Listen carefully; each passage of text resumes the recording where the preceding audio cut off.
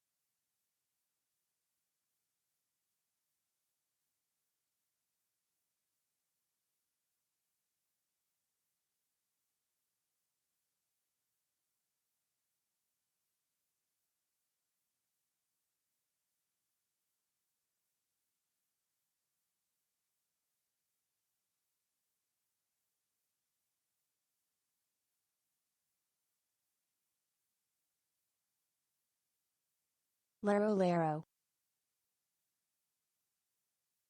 Yay. Quin vibe, Quin vibe, Quin vibe.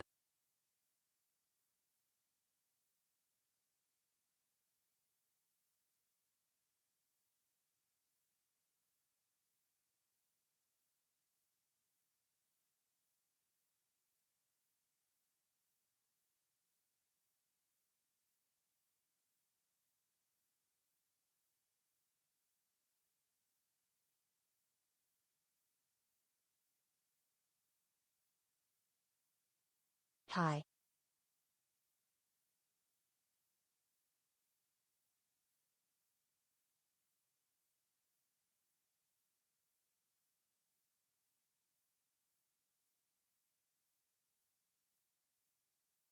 Exam dance, exam dance, exam dance.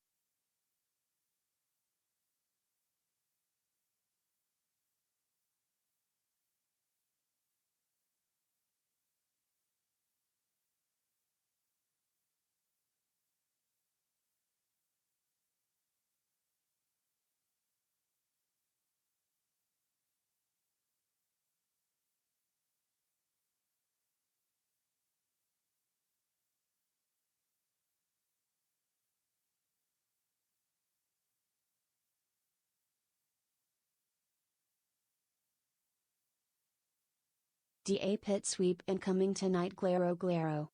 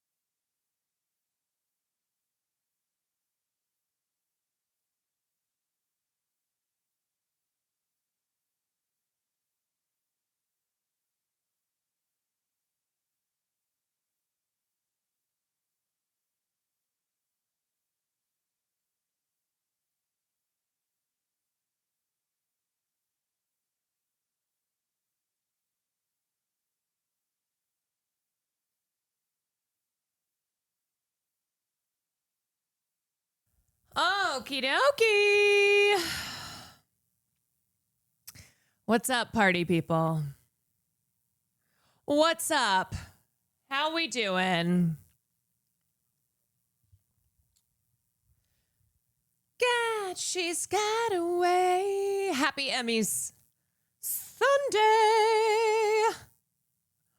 Although we're not really going to cover the EMMYS tonight. We're going to do it tomorrow. But, okay. All right. Why is this buzzing obnoxiously in my ear?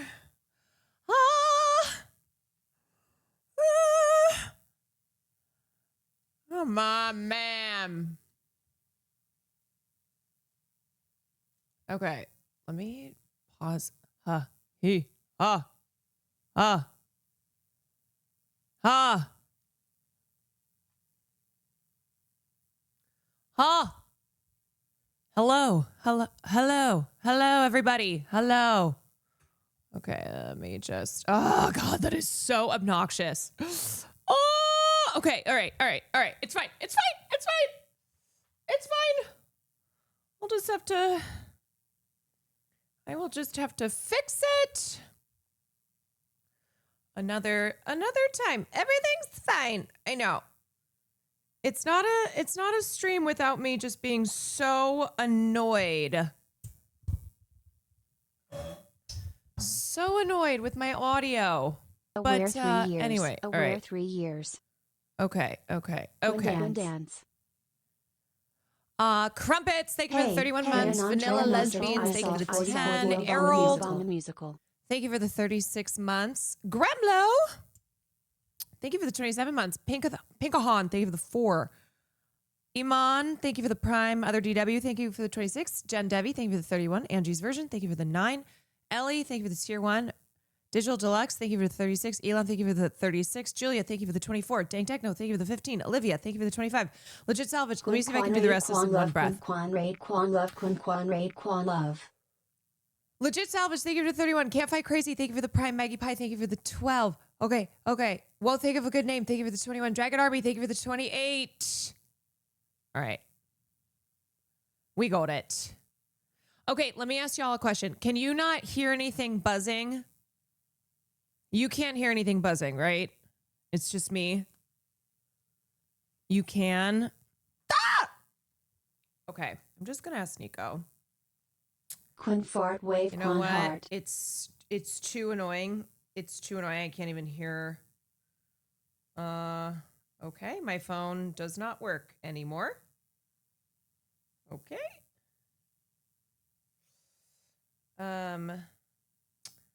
Okay, my phone is broken. Cool.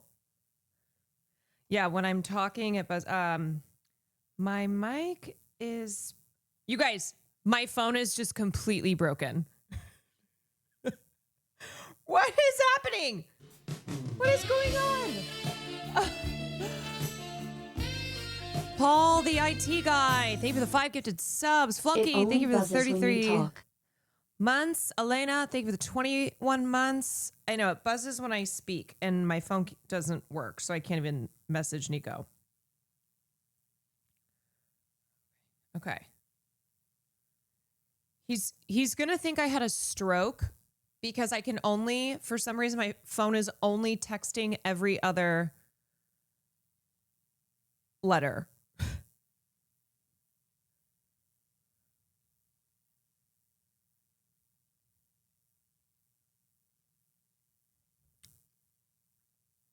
He's going to be like, I don't think the microphone is something that you need to worry about.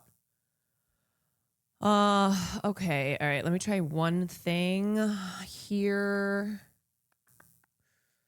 Synchronizing device. Okay. I wonder if it's like if I turn. No, see? Bop, bop, bop, beep, bop, bop, bop.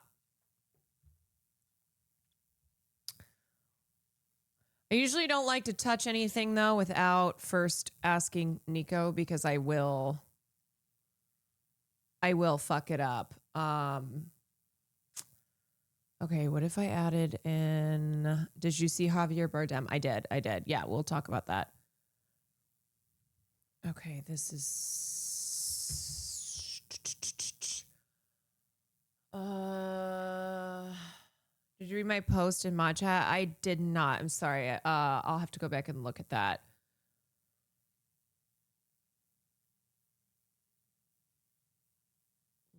Okay.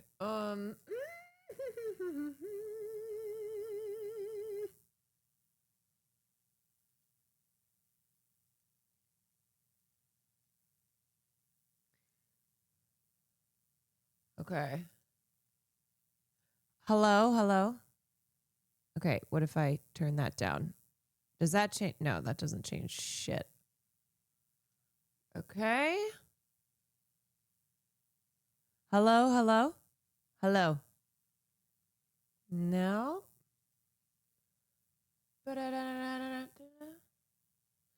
Hello. We never know what kind of technical issues Caroline's going to have. I know. It's really fun.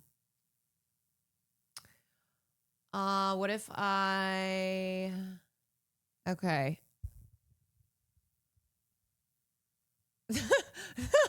Hello. Okay, I'm just going to turn this down in my ear for now. I'm just going to turn that down in my ear so I can talk. Even though I can't hear anything then, but it's fine. Okay, I'll just do this. It's gone.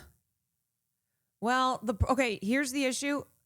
If I turn this dial down on the Rodecaster, it means I can't hear it anymore, but I think it gets rid of the buzzing. Anyway, whatever. I'll wait for Nico to get back to me.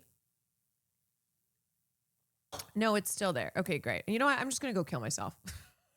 How about this? How about the return stream? I just kill myself.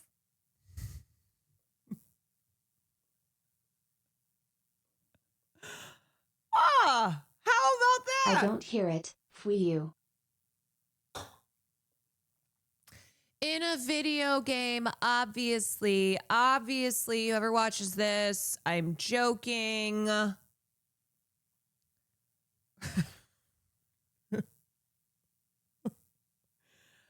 It's called jokes, okay? It's called jokes, and we got jokes today.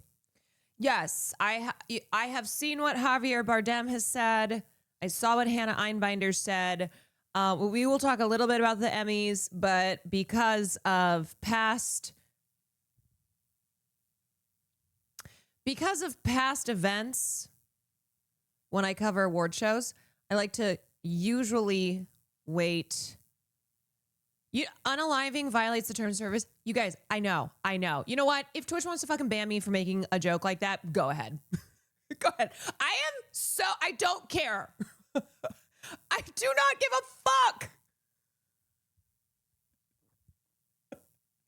I appreciate the concern. I do. I appreciate people are like, no, you can't say those things. You can't say, who cares? Okay. People are out here saying the craziest shit. If I can't joke about killing myself because my stupid ass audio doesn't work, then this is not a free country anymore. I am here for freedom. I am here for freedom. Okay? And I am, there's a lot of people out here on the internet who call themselves free speech warriors. And they need to get a job because their job right now is hunting down anyone who has said anything less than Charlie Kirk, my savior, my lord, my hero, my king, my civil rights advocate. Anything less than that, and it's like, oh, we're going to get you. We're going to lose your job. Anyway, even if you just quote his own words. Yeah, if you say anything less than Charlie Kirk is Jesus. Charlie Kirk was the greatest of us all. Charlie Kirk, better than MLK. My friend in Texas got told by her family if she doesn't mourn Charlie Kirk, then she's a terrorist. Yeah. Yeah. That's where we're at. Jokes are legal, but only if you're MAGA. Well, you know what? I'm MAGA now, okay? I'm MAGA. I'm coming out of the closet. If you can only have free speech, make little jokes, if you're MAGA, then I guess I am. I guess if MAGA are the only people who can say things, then yeah, call me MAGA, and then I'm just going to say everything that I want to say. Oh, no, it's not why I left. I am just going to say, no, I'm MAGA, but then I'll say whatever I want to say. Because they can't tell me I'm not MAGA. I'll be like, I'm MAGA. And then proceed to say the things I want to say. You know, you get that logic? Do it. Call me MAGA. Call me MAGA sounds like a Netflix show. Call me MAGA. My mom asked who he was, and I told her all the horrible stuff he said. Then she mentioned he wasn't great at her job, and her coworkers got super upset and said he was a nice Christian man. Yeah, okay. So I feel like I have lost I've lost my mind. I've lost my mind. I've gone crazy. I feel insane. Over this weekend, the the takes surpassed the like point of crazy. Like there's not even a word anymore to describe what the hell is going on. I feel like every post I saw, I would just keep being like, what the hell is going on? What the hell is happening? I feel as if genuinely the world did end in 2020 and we have just been stuck in a simulation, in hell, in the bad place. Like we have stepped into an alternate hell dimension. I cannot believe from like Whitney Cummings' crazy ass takes. I mean, she's been horrible, but it feels like people who've even had crazy takes before, they're outdoing themselves. They're like, what is the most insane thing that I can say? How can I, or like, it's one-upping. Slay. It's like, how do I see what everyone else has said and then find a way to say something even crazier than that? Like the kind of takes where, okay, at this point, it's like, yeah, I expect AI, people making AI videos of Charlie Kirk dancing around with Jesus in heaven. I have noticed too that all the AI videos are not accurately portraying his teeth. And I feel like that's rude. Okay. It's like the AI videos are not actually making him look how he looked. Anyway, so I expect that stuff at this point. Like that's the world we live in. But then it's everything else on top of that as well from everyone. Like I even saw Ryan Grimm on the timeline and I went, what is happening? Like I was seeing his tweets. I'm like, what's going on? It feels like a bizarro world. It does. What? He was going after Wajahat. I know, who's usually much more liberal in my read on those two. It's crazy to me when these AI obsessed freaks make their politician more attractive. Like just say you want to fuck them and that's why you like them. It's very weird. It is. It's bizarre. Okay, let me see if okay, still have not heard back from Nico. Mango Mom, thank you for the 7 months. Timmy, thank you for the 30 months. Super Duper Kitty, thank you for the 11 months. Cam Tram, thank you for the 24. Falcon, thank you for the 19 months. WeHo flying the pride flags. I was in the car with Will and I go, oh my God, I know everything. Yay, movie night. I know everything has gotten insane. WeHo is flying the flags at half mast. He's like, no, that's not real. I was like, yes, it is. Oh, it's absolutely real. He was like, no, there's no way. He's like, you're falling for fake news. I'm like, no, William, it's real. Because this is where we're at. This is how nutso everything is. They didn't have to do this, by the way. When the president says that orders the flags at half mast, that's a request. He cannot legally enforce that. Look at this. To those of you asking, the flags will be at half staff in the city of West Hollywood in memory of Charlie Kirk until sunset on Sunday, September 14th, 2025, per a proclamation made by real Donald Trump on September 10th. How about we know? A presidential proclamation to fly flags at half staff is a request, not a legally enforceable order for cities or private citizens. The penalty for noncompliance with the U.S. flag code for cities, private businesses, or individuals is none. Cities such as West Hollywood have the First Amendment right of free speech to choose not to honor the president's request. An employee at West Hollywood City Hall told WeHo Online that they had received over 20 calls objecting to the lowering of flags to honor Kirk. City manager David Wilson made the final decision to lower all flags within the city of West Hollywood in honor of Kirk. What the hell is going on? What the hell is going on? This is what I mean. This is what I mean when I say this weekend. So I haven't streamed since Thursday. Yay, movie night. I have not streamed since Thursday. Everything that I have seen there's too much to even try and comprehend. There's too much to be like, oh yeah, and then this, and then I saw this, and then this person posted this, and then this happened. The fucking Jets, like now the Jets did I texted this to Will too. I was like, we're done. The Jets did a tribute to Charlie Kirk tonight as well. I'm like, what is happening? Because the other thing too is Charlie was like an influencer. He was a YouTuber and a podcaster. He wasn't even a politician. It's one thing if he were like a major politician. No, he was well known. You know, he had a lot of influence. He was very popular on the right, but it would be like, it just is so wild.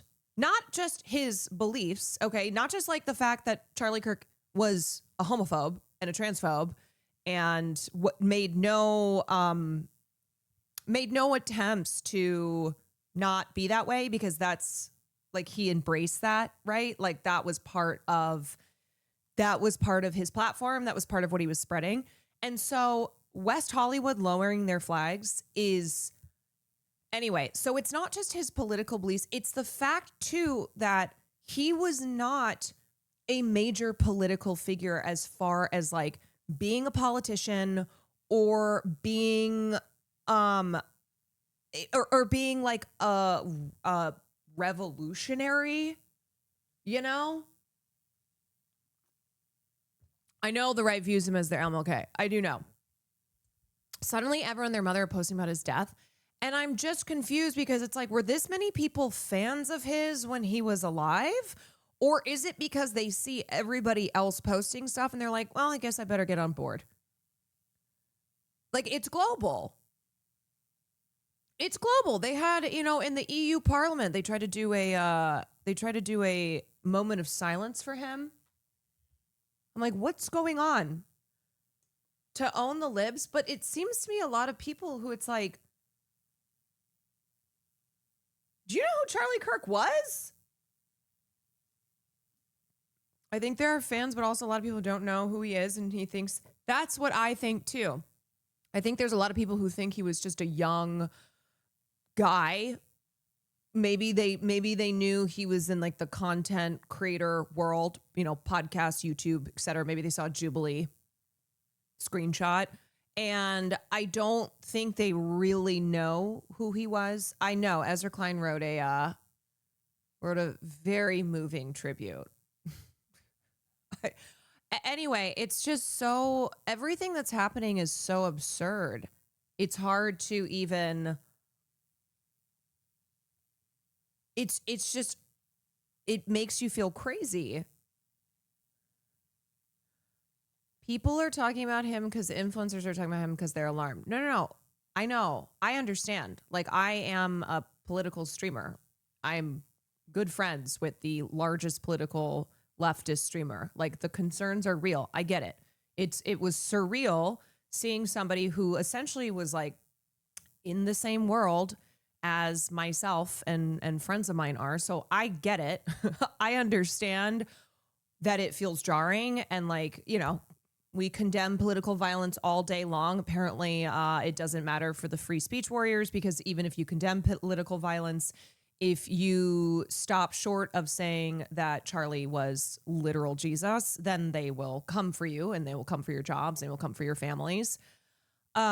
It feels like the new condoming hummus where it's like you have to say that you condemn political violence, but still it doesn't matter.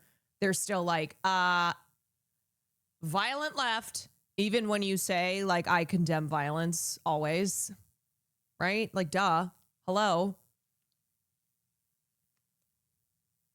If you quote things that Charlie himself said, they will come for you as well. Yes, they just, anyway,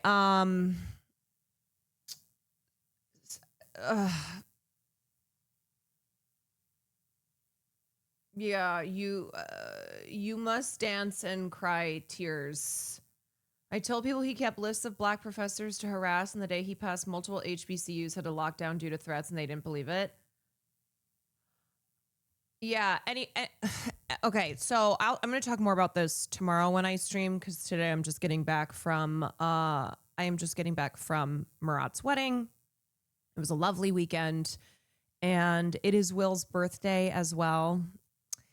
It is William Neff's birthday, and he hates birthdays. He hates his birthday, but I don't want to stream for too late, but I wanted to go live because he's doing the podcast anyway, and then he has a sponsor. So I was like, okay, I guess I'll just be sitting around, and we will be doing film class tonight. So I wanted to get started on that relatively soon, and then say a couple things about the Emmys that are happening right now, and then tomorrow I'll go through. Tomorrow I also just need to sort. I almost want to make a video too. I just have so many thoughts about everything post Charlie Kirk's assassination, and just how much I feel like I'm losing my mind. And I feel like a lot of people are also probably losing their minds and going, what is happening? What's going on? So I don't know. I just have to there's so many. I have so many thoughts.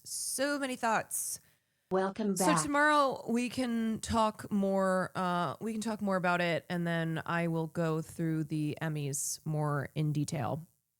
HMGB King, thank you for the 25 months. Striker, thank you for the 2 months. Yellow Gumdrop, thank you for the 15 months. Biff Tannen, thank you for the 6 months. Last week on the podcast, he talked about getting his Tesla delivered at G4 on his birthday. I understand why he doesn't like the day, given how many bad things happen. Yeah, I, more importantly, did Farley have a good birthday? Yes, and also I wanted to look at any art. I know some people made Farley art, and I wanted to look at it on stream. So Will's birthday, he has said for a long time that his birthday is cursed. And I think yes and no. There certainly have been bad things that have happened on his birthday, but also I think he struggles with getting older. I mean, a lot of people do.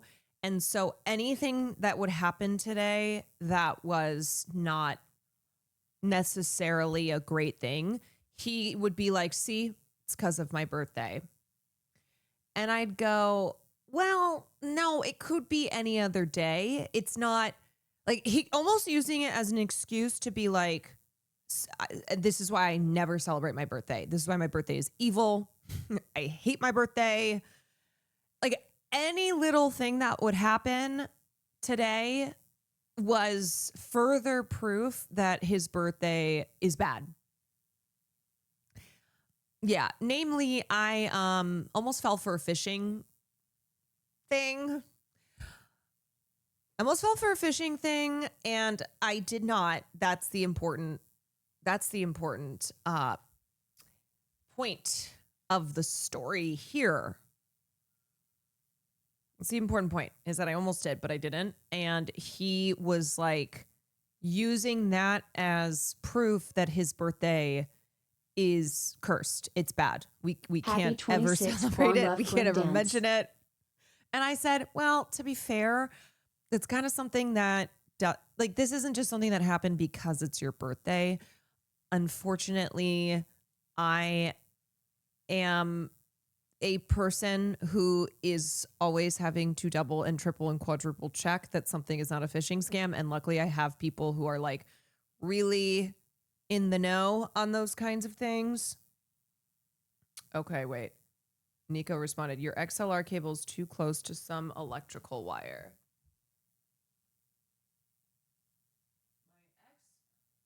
Beep, beep. Okay, my XLR cable is too close to some electrical wire. Charging cable crossing it might already be. Okay, wait, let me check something else.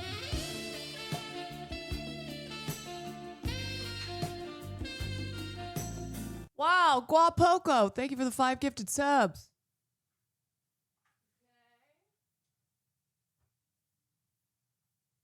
How do I know if there is...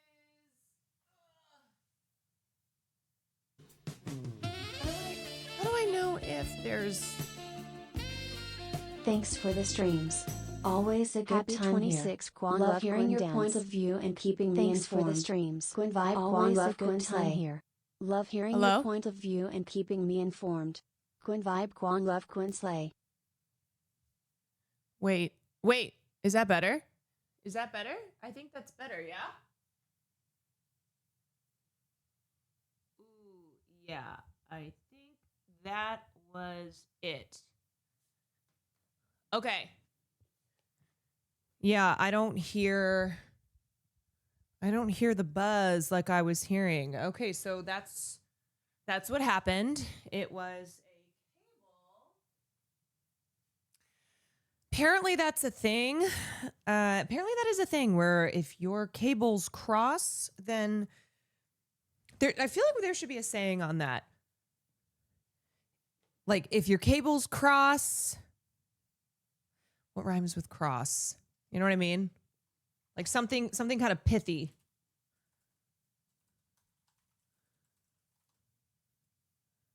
Then your audio is applesauce.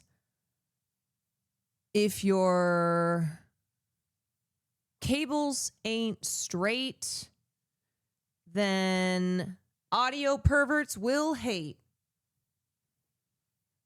Ooh. If your cables cross, your audio drops. That's Thanks close for enough. giving us content I think during cross these and dystopian times, Quan Heart. I think cross and drops. That's close enough. Oh my God. I just almost sent all of this to Nico because I had my thing on.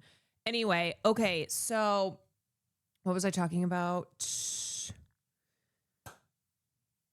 If your cables cross, your audio's lost. Yeah, this is what I mean. So that is a saying that we should make a saying. The Adolescence Kid just won. I think that makes him the youngest Emmys winner of all time, which is a really big deal because he was the youngest nominee when he was nominated. So Cutie is actually on the Emmys red carpet, and that's because she has this partnership with Billboard. So they had her on the red carpet. And so last night, because she drove back pretty late last night because she had to get ready in the morning. I was drunk and I was just texting her things to remember. And I'm looking at it and I'm like, okay, don't forget Hacks, Hannah Einbinder, Jean Smart, Legends, Queens. If you don't talk to them, I'll end you. And then when I was trying to talk about adolescence and I said, don't forget the incel. I was like, don't forget the incel kid show. Cutie is getting Javier for Furion. Oh, Javier Bardem. That's my guy. That is my guy. I told Cutie too, because I was like, okay, here's all the big shows. I was like, this is what I was like, it's going to be for best drama series. The biggest competition is between The Pitt and Severance. I think because Britt Lower and Tramel Tillman both won, I think Severance is probably going to win best series. Kathleen Lanasa did win for the Pitt, which was a really great win for her. And she she beat out like the Severance and White Lotus nominees and kind of swoop came in and swooped it up. Yeah, I have Hannah Einbinder's speech. Cutie interviewing Walter Big fans Goggins. of White Lotus and Fallout. Very excited for that. Really excited to see all your photo shoots lately. I kind of want to start there, okay? Where's the confidence come from? I'm going to hold you accountable. You know what? I just say yes in life more than I say no, right? I mean, I just feel I put my faith in the artist taking the photo, Okay. and I like to have a good time. You know, I don't do anything half measure, and so for me, it's just a fun day out, and That's Uncle Baby Billy. That's Uncle Baby Billy, y'all. and let the day take us where it wants to. And what kind of music are you listening to during that photo shoot? I've got a playlist that I've been working on for a very long time. Okay. And it just kind of, I can move it at different places depending on the mood I'm looking for. And then you got to tell me, at what point in the season, like table read, finale, did you know your character was the one that was, gonna die? Day before I even agreed to do it. Oh, wow. Yeah, I read them all in advance. Like I think not a lot of us, but a few of us did, and had the opportunity. And so it was important for Mike for me to know exactly what it was I was signing up for. So Nice. yeah, I knew it. Yeah, and it was wow. It put me back on my heels. Okay, that's where we're going. Well, you did an incredible job with the role. I mean, she knows all about Fallout, though. I do. I'm a big I fan. just finished season 2. I heard. And it's good. Really? Yeah. Do you know a particular episode that you filmed that you're like, that's the one you have to watch no matter what? Sit down. All of them. Really? Okay. And I mean it. I'll hold you to that. Thank you so much. Thank you so much. Dude, I love the Walton Goggins assance. I feel like between Fallout and White Lotus, he's getting the attention that he's deserved because Righteous Gemstones it was a show that was just ignored. It did not get the accolades and the attention that it deserved. He was so funny in Vice Principals. He's been doing TV forever. He was in the show Justified. He was in The Shield. He's so good. And I feel like those who know, but he's gained a lot of new fans from the White Lotus and Fallout. He's brilliant. Oh yeah, he was in Sons of Anarchy. He's just like one of those great TV actors. He's done some film stuff, like he was in Django, but for the most part, he's done his career's been on TV. And he's awesome. He's so good. Okay, let me look at. Oh my God, I'm going to be so sad if she didn't get a chance to talk to Hannah Einbinder and Jean Smart because I stressed. I was like, there's going to be a lot of cool people on the carpet. However, if you can talk to the Hacks team, they are awesome. Not only is the show amazing, but the cast is so cool. And like Meg Stalter, who's so funny, who wore a white t-shirt and jeans and had a bag that said that she put ceasefire. She put a piece of tape. Let me see if I can find it. She put a piece of tape on her purse that said ceasefire, rolling up in an outfit. Rolling up in the most casual outfit to the Emmys is such a move. Let me tell you. Okay, look at this. This is icon behavior. Jeans and a white tee, little red lip, sunnies, a black bag that she wrote on a piece of tape, ceasefire. Oh yeah, that's iconic. I love her. I love Meg. I love everybody in the cast.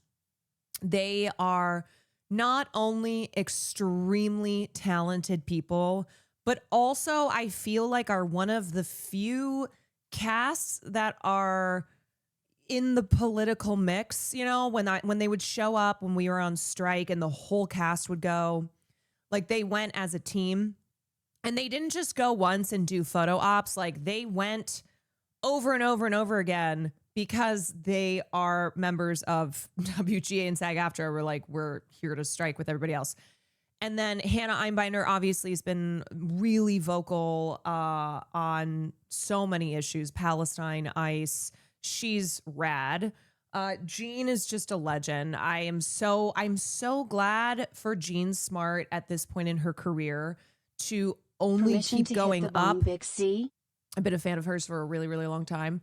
Chuggies, permission granted, and thank you for the 6 months. Toxic Marina, thank you for the 11 months. Chloe, thank you for the 12 months. Moonflower, thank you for the 26. And Hannah Eimer is an Eagles fan as well. Okay, I wanted to watch. This is very exciting. She won her first Emmy. She did. Hannah Einbinder won her first Emmy, supporting actress for Hacks. I'll pay the difference. Sorry. Finally, I just want to say, finally, go Birds, fuck ICE, and free Palestine. Thank you. Finally, I mean, that's the way you end a speech, okay? Go Birds. Go Birds, fuck ICE, and free Palestine. And then here's Meg on... It's very important for me. I mean, it's the most important to stick up for people and for peace and for us to an end to war. And I think it's inspiring to other people to speak up. We have to use our platforms and say what's important to us, because what's the point of being at these big events if you're not going to use your privilege? Tell me about the outfit. Hot out here, Mark. Hit the bong, Big C. So Oh my God. I'm serious. water. Help. No, it's okay. I'm okay. Thank Sure? you. It's I'll not take open. it for later. Take it for later. Maybe I'll get a Pure Pure- Life brand deal. I think it's the 7-Eleven brand. Oh, are we not allowed to show this? Blur it out. I love how she just says blurred out. Tell me about the outfit. Okay, so the shirt is Hanes and the jeans are Levi's. Get an ass shot. Get an ass shot. Tell me about going a little more, let's say, casual. I think people. Okay, one of my favorite things about Meg is that a lot of times I think people on the talent on the red carpet, it's more of they might not know how to handle an interviewer who asks like something off kilter. I feel when it comes to Meg Stelter, she is so Kayla, her character in Hacks, but also she's the person who will just throw anything at you. Like there is no Meg getting thrown off by an interviewer, and instead it would be like, as an interviewer, you gotta keep up. Need to bring back jeans on the red carpet. Wait, bring back jeans on the red carpet? Yes. When were they on the red? They were in the 90s. I'm seeing Cameron Diaz with jeans. Come on. You need to. This is like, you need to speak up for what is important to you, and you need to there's no rules. You're allowed to do what you want. You're allowed to do what you want. Also, her saying, what's the point of being at these big events if you're not going to use your privilege?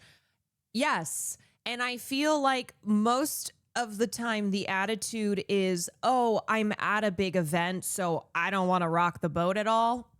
Like, oops, not trying to, especially lately, it feels that way. Actually, specifically with Palestine. Where it's like, oh, this is not the time nor the place to do it. It's like, really? Okay, then when is? When is? You are at a major entertainment event, entertainment industry event. A lot of cameras, a lot of press, a lot of attention. This is the time. This is the time. And there are people who show everybody else that trying to say like, ooh, I don't want to do anything that's going to be, get me, in trouble. I don't want to cause any trouble here. And then you have Javier Bardem. Here I am today denouncing the genocide in Gaza.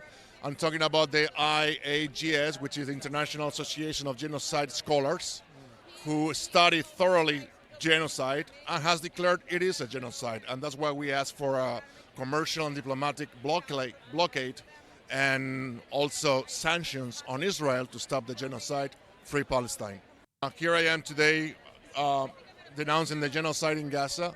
I'm talking about the IAGS, which is the International Association of Genocide Scholars, who study thoroughly genocide and has declared it is a genocide. And that's why we ask for a commercial and diplomatic blockade and also sanctions on Israel to stop the genocide, free Palestine.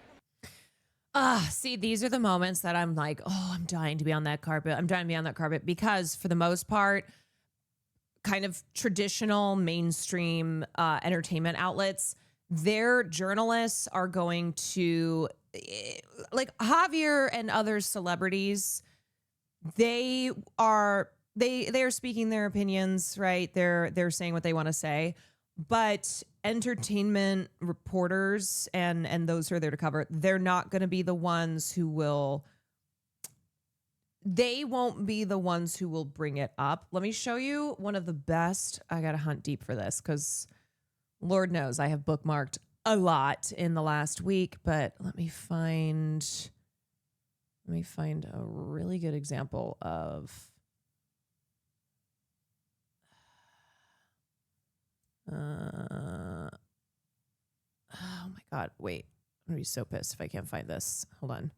Hold. Okay. Shit. Oh.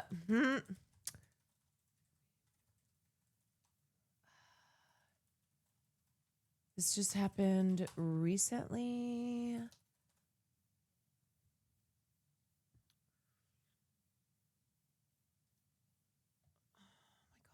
Gonna drive me nuts.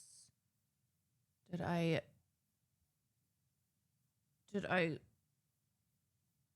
tweet this or I thought I saved it?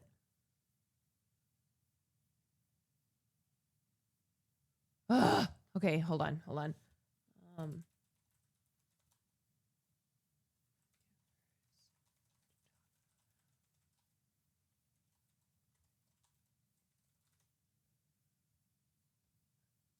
Okay.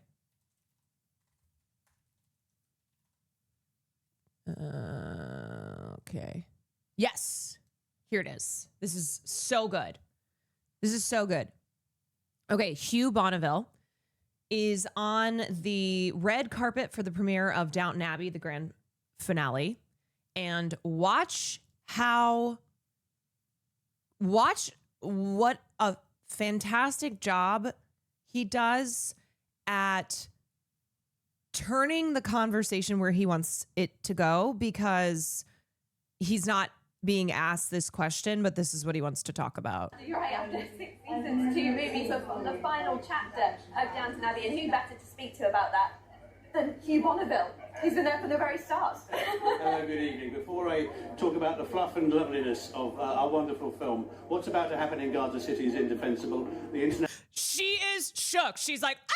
National community must do more to bring it to an end. Downton Abbey is a lovely film, and we're going to celebrate 15 glorious years of it tonight. It's a grand finale, and we had a great time making it. Look at how smooth that is. Okay, ready? Hugh Bonneville. He's been there from the very start. Hello, good evening. Before I talk about the fluff and loveliness of our wonderful film, what's about to happen in Gaza City is indefensible. The international community must do more to bring it to an end. Downton Abbey is a lovely film, and we're going. And then he's like, okay, and now I'll finish answering your question. 15 glorious years of it tonight. It's a grand finale, and we had a great time making it, and it's a great love letter to the fans. It is it's just such a great way to draw attention to something that's very important and that is not going to be asked about on the carpet. Of course, this is the premiere for Downton Abbey, the grand finale, it's for a film. And he just was in complete command. And you can see the way the journalist responds. And I don't know who she is. I don't know what her personal beliefs are. So it's probably more of just being shocked that he said what he said, because that was unexpected. He used the sandwich method. Yes, where you go, okay, I'm going to talk about this thing that you're asking me, but actually, hold on a second. I'm going to put in the middle this thing that I actually want to talk about. And then the bottom piece of the bread. There you go. There you go.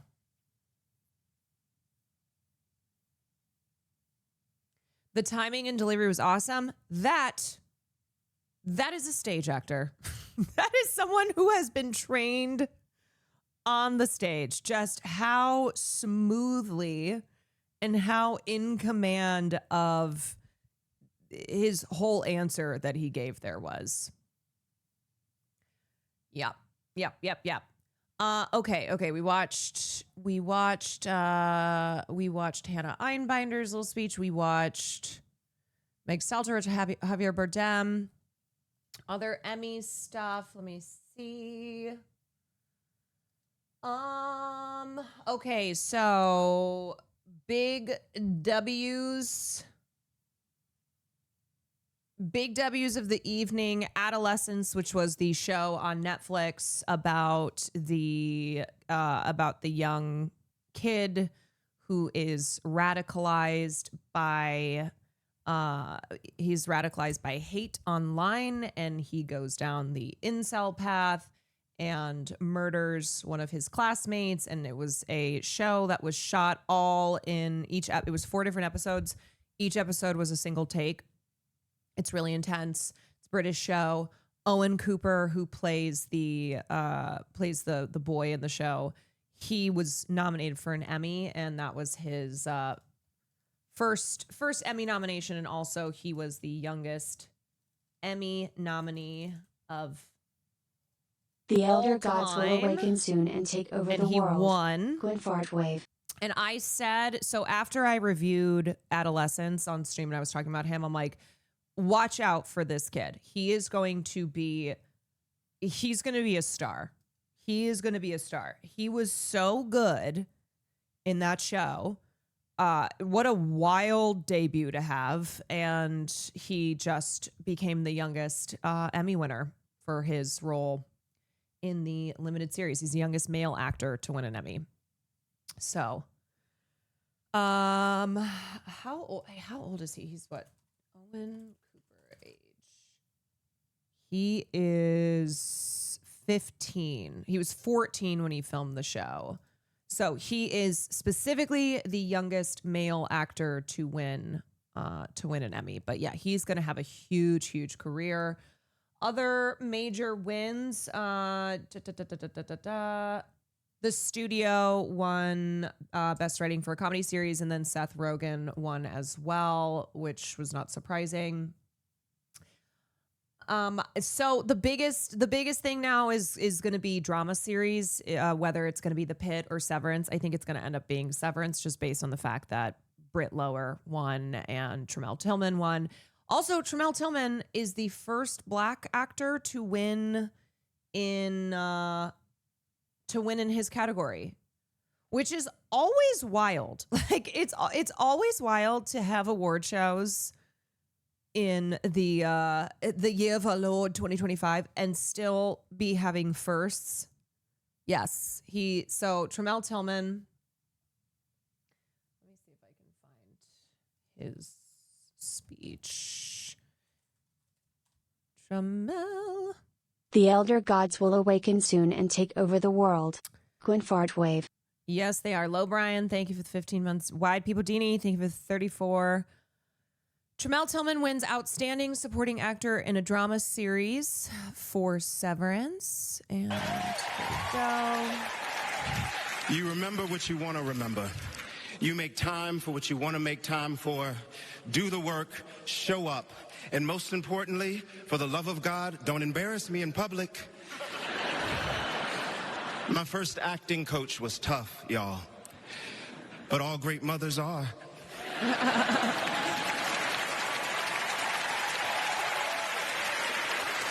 Mama, you were there for me when no one else was, and no one else would show up. Your loving kindness stays with me. And this is for you. Thank you to the Academy. I am full, I am humbled, I am honored. And as my mama would say, woo, look at God. I love him. He is so good. He is so goddamn good. This is a very, very deserved win. Truly, truly a GOAT on TV right now. This was his first Emmy nomination too. And after he was nominated, he called his mom, and it was a really sweet video where he called her. They were both crying. And then he asked if she would be his date to the Emmys. He's like, we're going to find you something to wear. He's amazing. Tremel Tillman is the type of actor where Milchek on Severance is who he plays. You can see how other actors would play that role, but his little like quirky infusions, the way that they always make sure to give him like a little song and dance number, like these weird character quirks that are not, as far as my understanding too, were not written into the character. This was something from the actor. This was like Tremel Tillman. Non-binary, pride, transgender, Tremel Tillman pride, is just large wave. so, he's a multi-hyphenate talent. And so the like all of the times that he has just these kind of seemingly random little musical tidbits, little musical bits is because of him. And so that's like when you see an actor who specifically is infusing into a character his own, his own little unique quirks.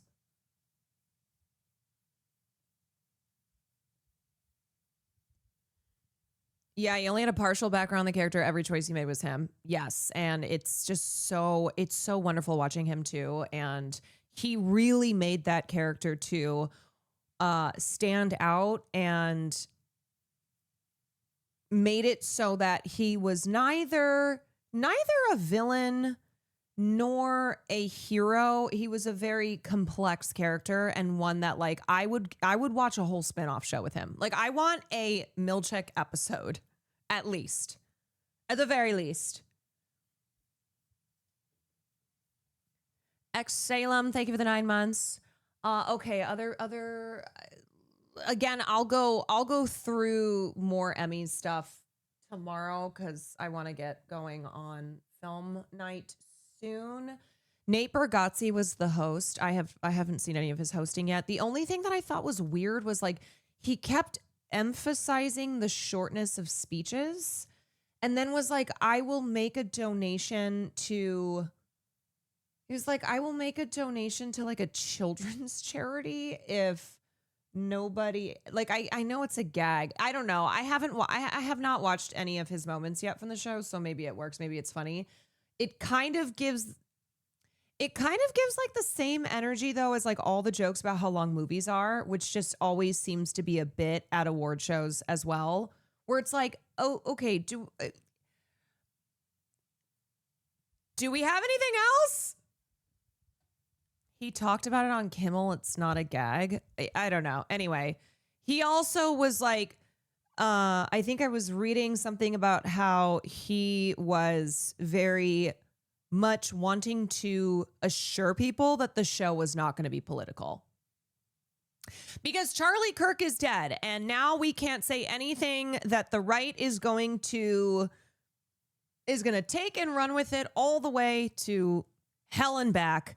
There is just this environment now where apparently you are not allowed to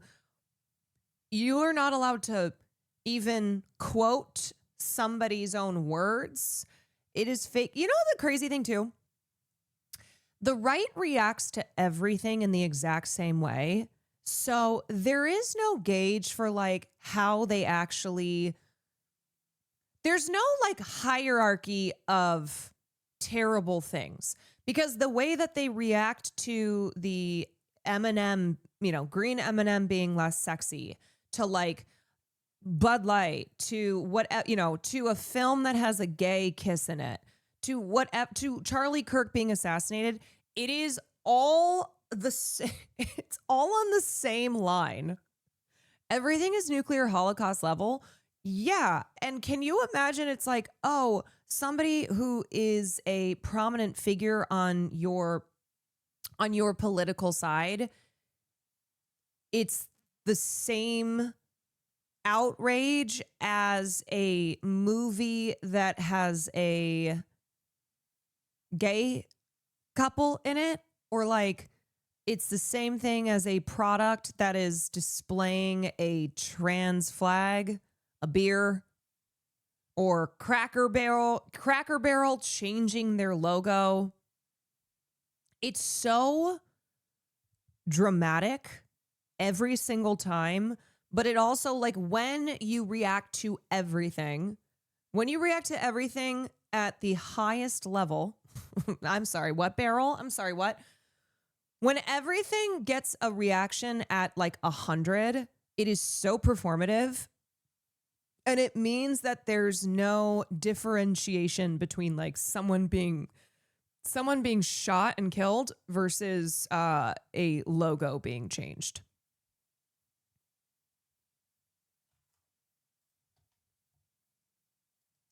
Oh, don't worry. West Hollywood made sure that the trans flag is at half-mast. Seeing Jennifer Coolidge at the Emmys after she just followed Charlie Kirk.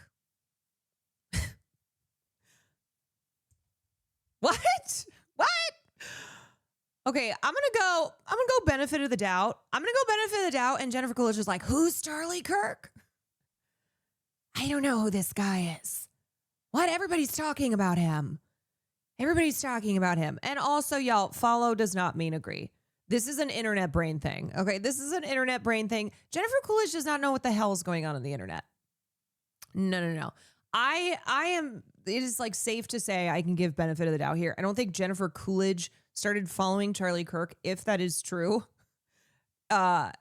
because she's like, you know what? Actually, I think this guy who I didn't know before had some great things to say. She only posts about pets up for adoption on her IG, y'all. Yeah. Or who knows? Maybe after the gays tried to kill her in White Lotus. She went, yeah, we got to take out the gays. We got to take them out. I don't know. There's a lot of people No, I agree. There's definitely a lot of celebrities who you're going, okay, but it's also celebrities who we already knew that about. Like, we already knew that about Chris Pratt. We already knew that about Selma Blair. We already knew that about Kristen Chenoweth. It's crazy. It's wild. Don't get me wrong, but it's not anybody who it seems to be a 180 from what we thought of their political beliefs previously. And there's also, of course, a circle of pro-Israel, like deeply Islamophobic, pro-Israel voices, and the ones who are like, Charlie Kirk was a hero. He was amazing. A lot of crossover there. How many other impressions can you do? That's about it. It's basic. I basically have Moaning Myrtle and Jennifer Coolidge. That's what I got. It's all performative outrage because their only actual ideology is selfishness, which you can't unite people around. They need to make an enemy out of every headline to keep their hive mind scared, angry, and afraid. Yes. And I said this too when I was covering the news after Charlie Kirk was shot. I was like, look at all of these people on the right who his body is not even cold, and they are already using it as an opportunity to further their own to their own benefit. Like, they don't care. They're vultures. Truly, the only person I have seen who I think genuinely seemed to care about him was Candace Owens, who like made a video of him with a bunch of, it was like a slideshow, a montage of pictures of them and how she's just like, everything she's expressing is in mourning. And everyone else from Alex Jones to Nancy Mace to honestly people who are members of Charlie Kirk's own family really seem to be using his death in an opportunistic way. And that was very clear from the second that it was announced that he was shot. And that's sad. That is. Imagine, like, I don't know. I just imagine that you are killed in such a violent way, and the people who are on your side, that you're on the same team as, don't waste one moment before they farm your murder for their own purposes. Yeah, grifter's gonna grift. The grift don't stop. The grift never never stops grifting. It's pretty sad to watch because it just shows you like how it's just so soulless and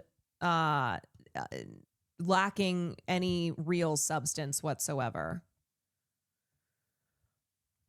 This is Candace Owens sharing some videos and photos. Yeah, this is the only person that I have seen post something like this about Charlie. Like, God is in the details. You don't understand, like, the she is responding in a way that, now, Candace Owens, horrible person, horrible politics. But when somebody dies and you are mourning that person, and your initial response as a friend, as someone who knew them, is devastation. It's like, yeah, you're posting memories of them. that I think we are, and again, not excusing Candace Owens and who she is, but I think we have seen so much of people responding in a way that is not this, that you forget that this is actually a normal way to show grief for somebody who's now gone. You know what I mean?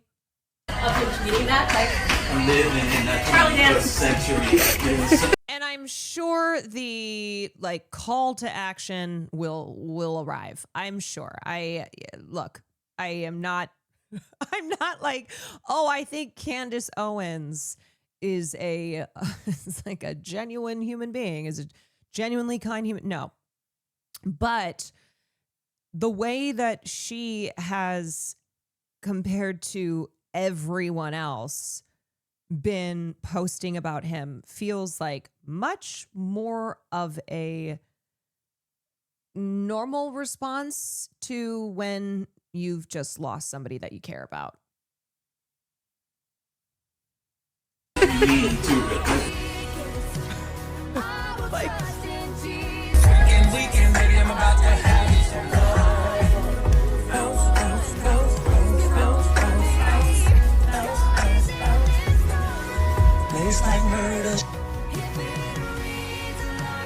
Okay, anyway, you get the point. Anyway, anywho,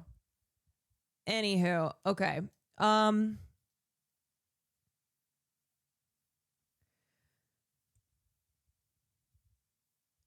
I think this tweet really nails it. I think Candace is the rare, genuine, real person on the right. She just happens to be genuinely and really hateful. I mean, I think Candace Owens is a grifter as well, but I do think that the bar is so subterranean, and that compared to everyone else, I do think her, I would say at least how she is demonstrating that she feels genuine, that she felt like genuine affection for Charlie Kirk, and that she is actually mourning his loss as a person and not just going, yes, now this was a battle cry, I'm going to fundraise off of this, I am going to like in this moment right now get make life hell for trans people. Again, that might still be coming, right? She still has time for the call to action, and I'm sure that will happen. But anyway, did you see this? I know, I saw this. Yeah, that's Tom Holland and Zendaya. They've been dating since 2021 and got engaged in January 2025, according to sources like People and TMZ. Well, Grok said it, so it's true. This is so cute. Grok, were they ever dating? Now I need to know.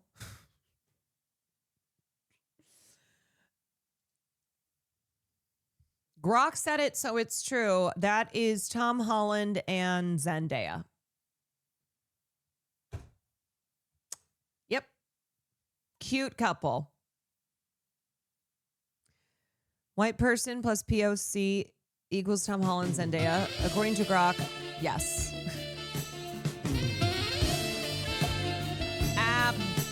Absolutely. Dank Techno, thank you for the 5 gifted subs. All right, y'all. So tonight, let me tell you what we are going to be doing for film class since I just came back from a wedding. And I went, okay, I don't want to watch anything for film class that is going to be too heavy because I just don't. And I went, what is something in the theme of love and weddings that I could watch?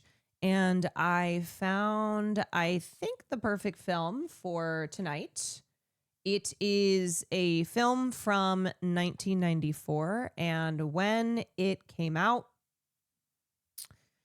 it was the highest grossing British film of all time. Now, that is no longer the case. I think it's like number 5. But when the film came out, it was just so shockingly successful. It was made for like £3 million or less. Very, very low budgeted film, and just grossed a shit ton of money.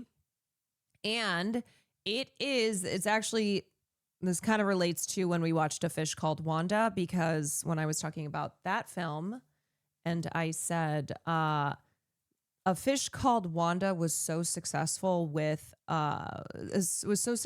the American market that it opened the door for Richard Curtis, who is one of the most famous British screenwriters. He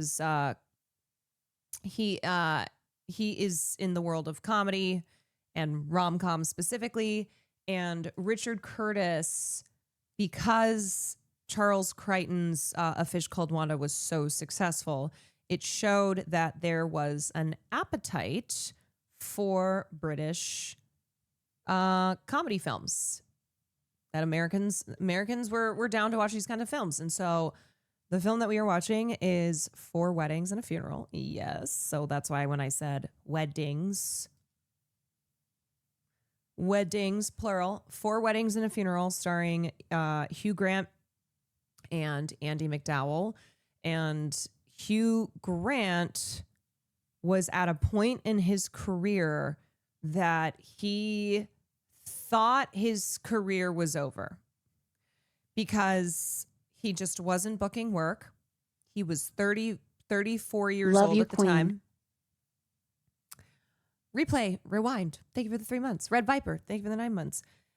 He was 34 years old. He was like, no, I just haven't gotten work in a while.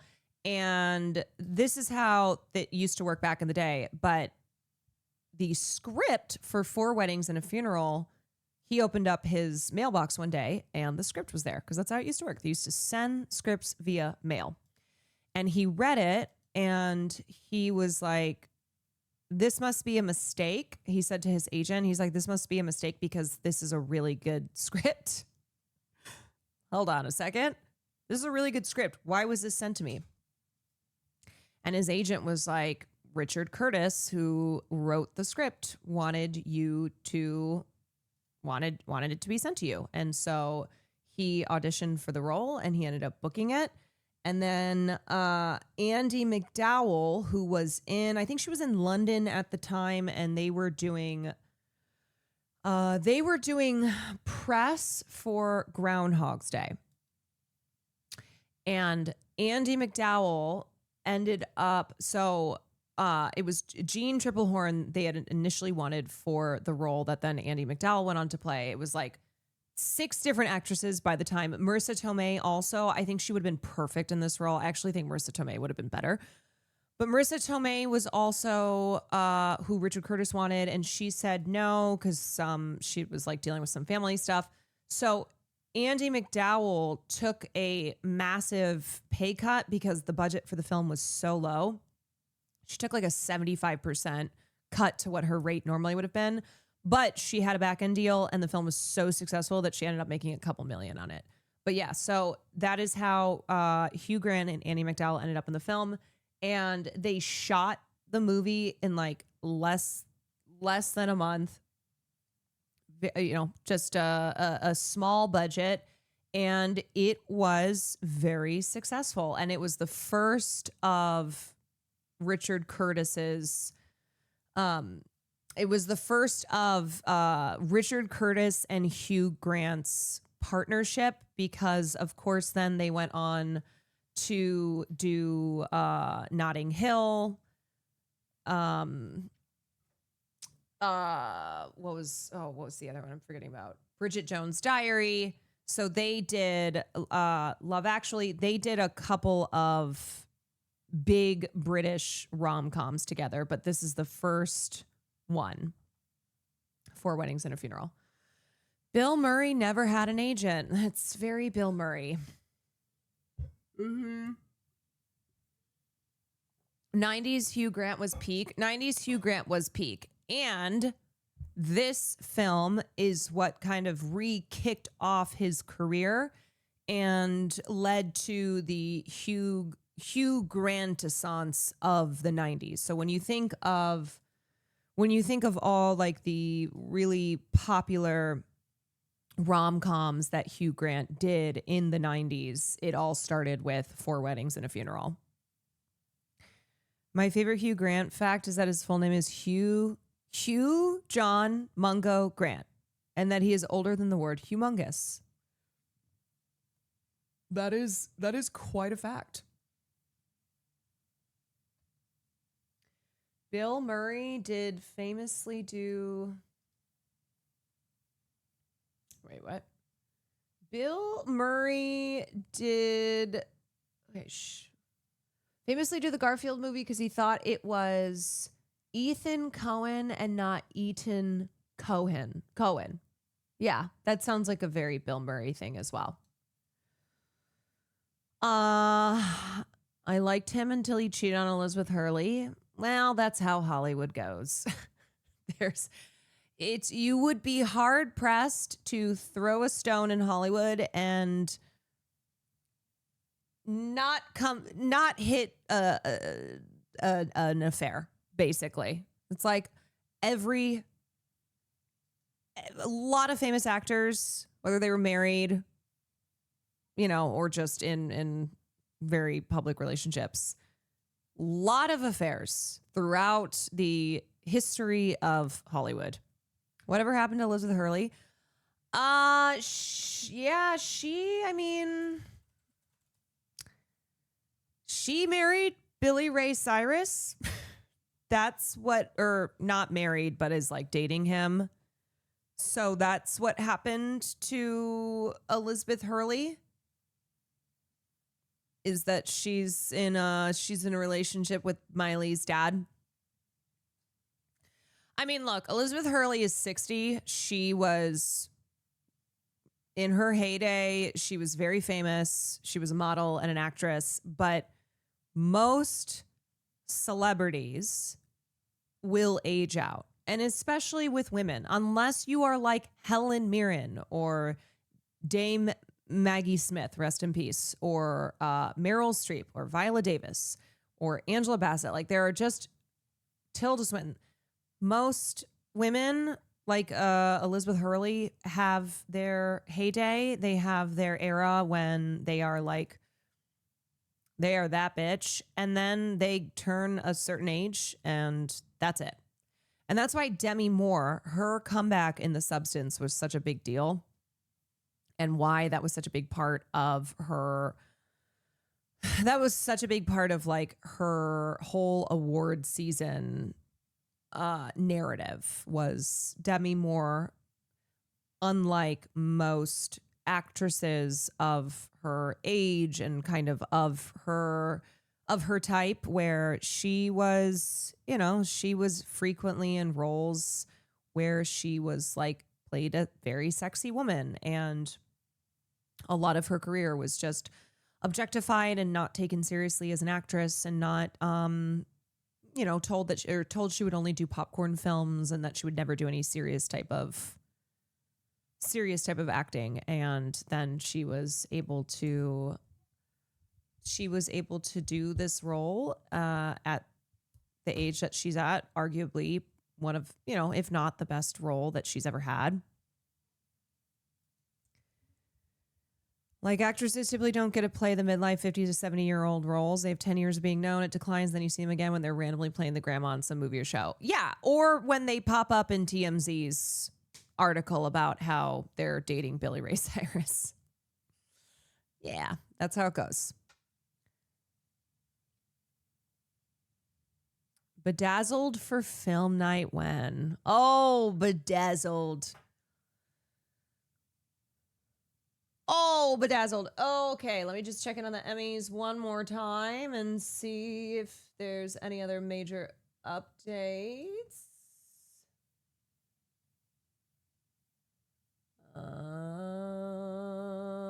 Kristen Milioti won for The Penguin. Great.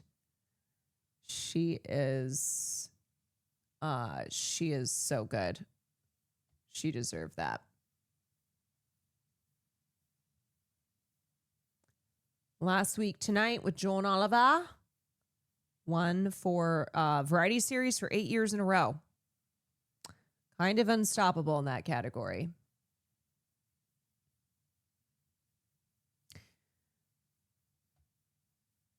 Okay. All right. Okay. Okie dokie.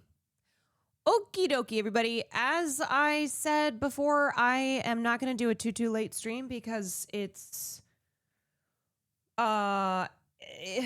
Will's birthday and he's filming the podcast right now, and then he has to do a sponsor, and honestly the reason I'm streaming is because I knew he wouldn't want to celebrate anyway, and he's got to work. So I was like, all right, I'll go live and do film class.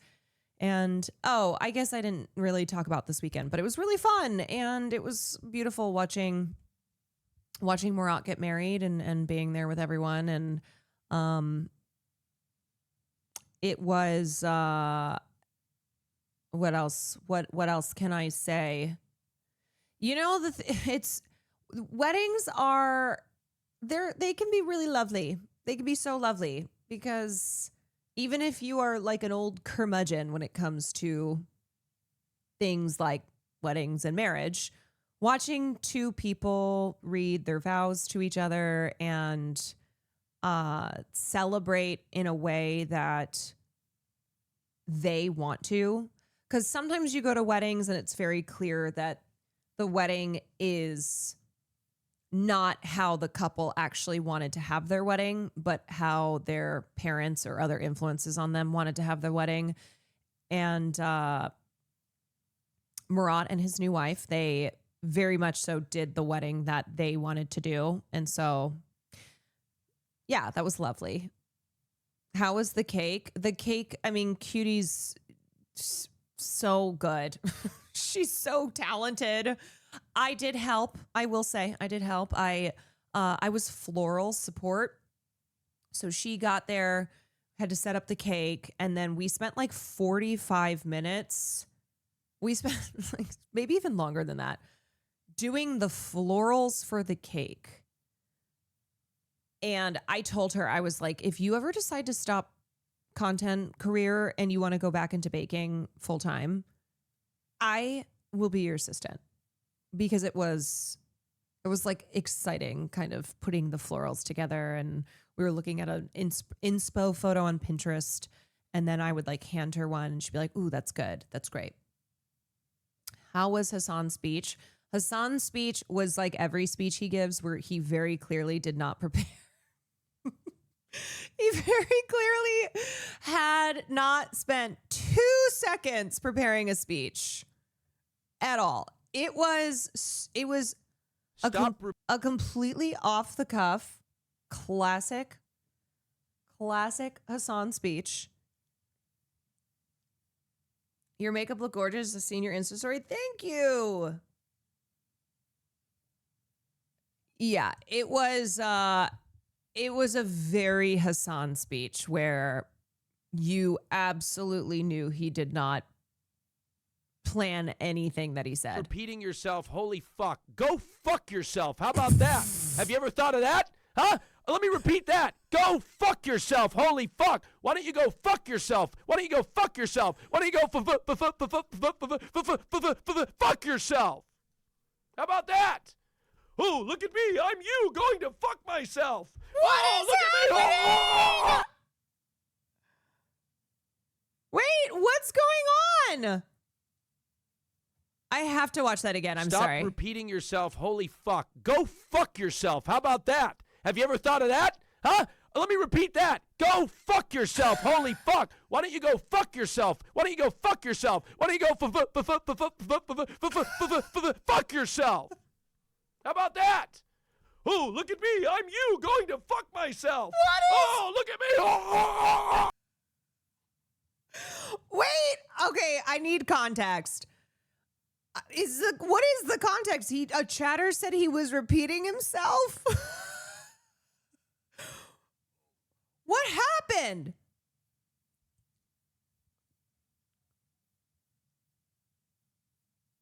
So what the chatter that, but like, is this his first crash out on, was this his first like getting one guide? He just got one guide. Okay, wait, let me go to the VOD. Oh, look at me. Okay, wait. And I needed an intervention. And it is unacceptable. It is unacceptable, okay, to do this, okay? So maybe we will be doing some cooking streams, learning how to cook. Maybe stop repeating yourself, holy fuck. Go. Okay. Wait, so...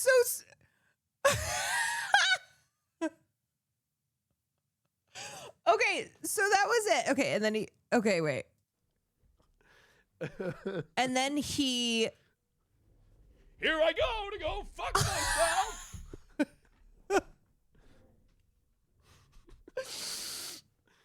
Woo! Austin! You know what I mean? Oh, hi, Maya. I'm so sorry. Maya, I'm good. You know what? I still don't even know what happened, but he's valid for this. All right. He's so valid. And I also love Maya probably coming in at that moment being like, is everything okay? Is everything good? Also, that chatter clearly doesn't know Austin by being like, you're repeating yourself. Yeah, first of all, yes, Austin repeats himself. We all repeat ourselves. When you are a streamer, when you have a podcast, you will repeat yourself. There are times on stream, I will say something and then completely blank on whether or not I said the thing. And so I'm just like, I'll just say it again. I don't know. I probably already said this. That's what happens. You can't. I demand original content. Every word that comes out of your mouth must not be a word that you have already spoken. Kingo Guns, thank you for the 13 months. Ryle XX, thank you for the 3 months. Austin, I will say though, Austin is kind of one of the worst when it comes to getting one guide. He will get one guide in other people's streams. He will get one guide in Hassan's stream, in Will's stream, in my stream, in Cutie's stream. He'll get one guide in like the Discord.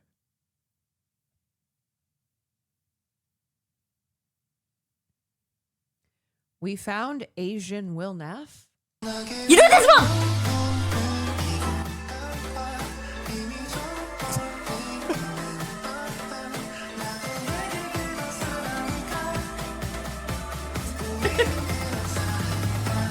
Oh my. Hold on a second. I hate to say it, but how do we know that Will Neff is not white guy, whoever this guy is? How do we know that Will isn't just the white? Who did it first?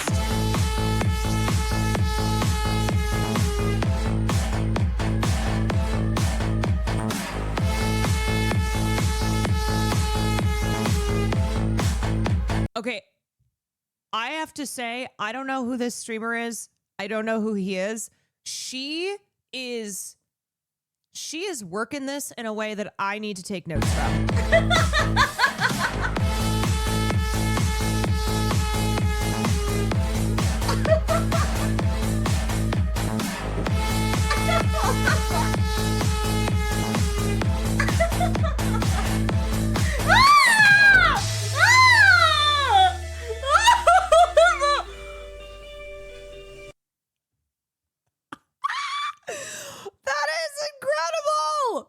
That's Pigu. The camera lady is Hello Kiko. I mean, I gotta keep it a buck. I think Will's got to step up his game. I think he's got to step it up. We're throwing they have thrown the gauntlet down. They have. The gauntlet has been thrown. The 3 screens, they have 3 screens. They have 3 screens. Let me tell you. So there were multiple points that for the young men who were around on the dance floor, I would turn to them. I'd be like, okay, if you want to watch a guy dance, watch Will. I said, if you want to learn how to dance, watch Will. And they were making fun of Hassan, as we do. And I was like, okay, if you want to learn how to dance, this is who you should learn from. You want to learn how to move your hips. Just a little.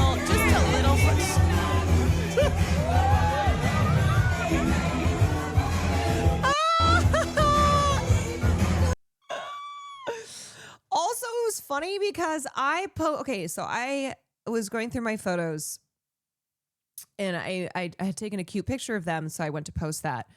And I had other photos on my phone that were not so family friendly, appropriate. And Will was like, send me one of those. Because at one point I was taking photos of them and I was like, okay, act like you're best friends. Like, give me a photo, act like you're best friends. And they just both grabbed each other's dicks and then started like humping each other in photos. And that's the type of thing where I go, I probably shouldn't post that, right? Like I'm trying to post appropriate things from the wedding. And so I choose a photo of the two of them where they're not doing that. And then Will ends up posting the photo anyway. I go, yeah, well, I don't even know why I try. I don't even know. Yes, I know he posted that photo. I took those photos. I was taking photos of them. I was like, just,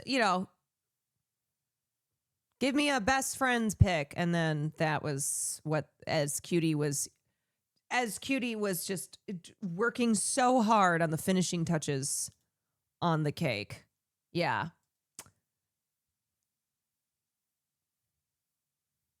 Yep. All you need is Austin Show in the background. All you need is Austin Show in the background, and then you got Fearand.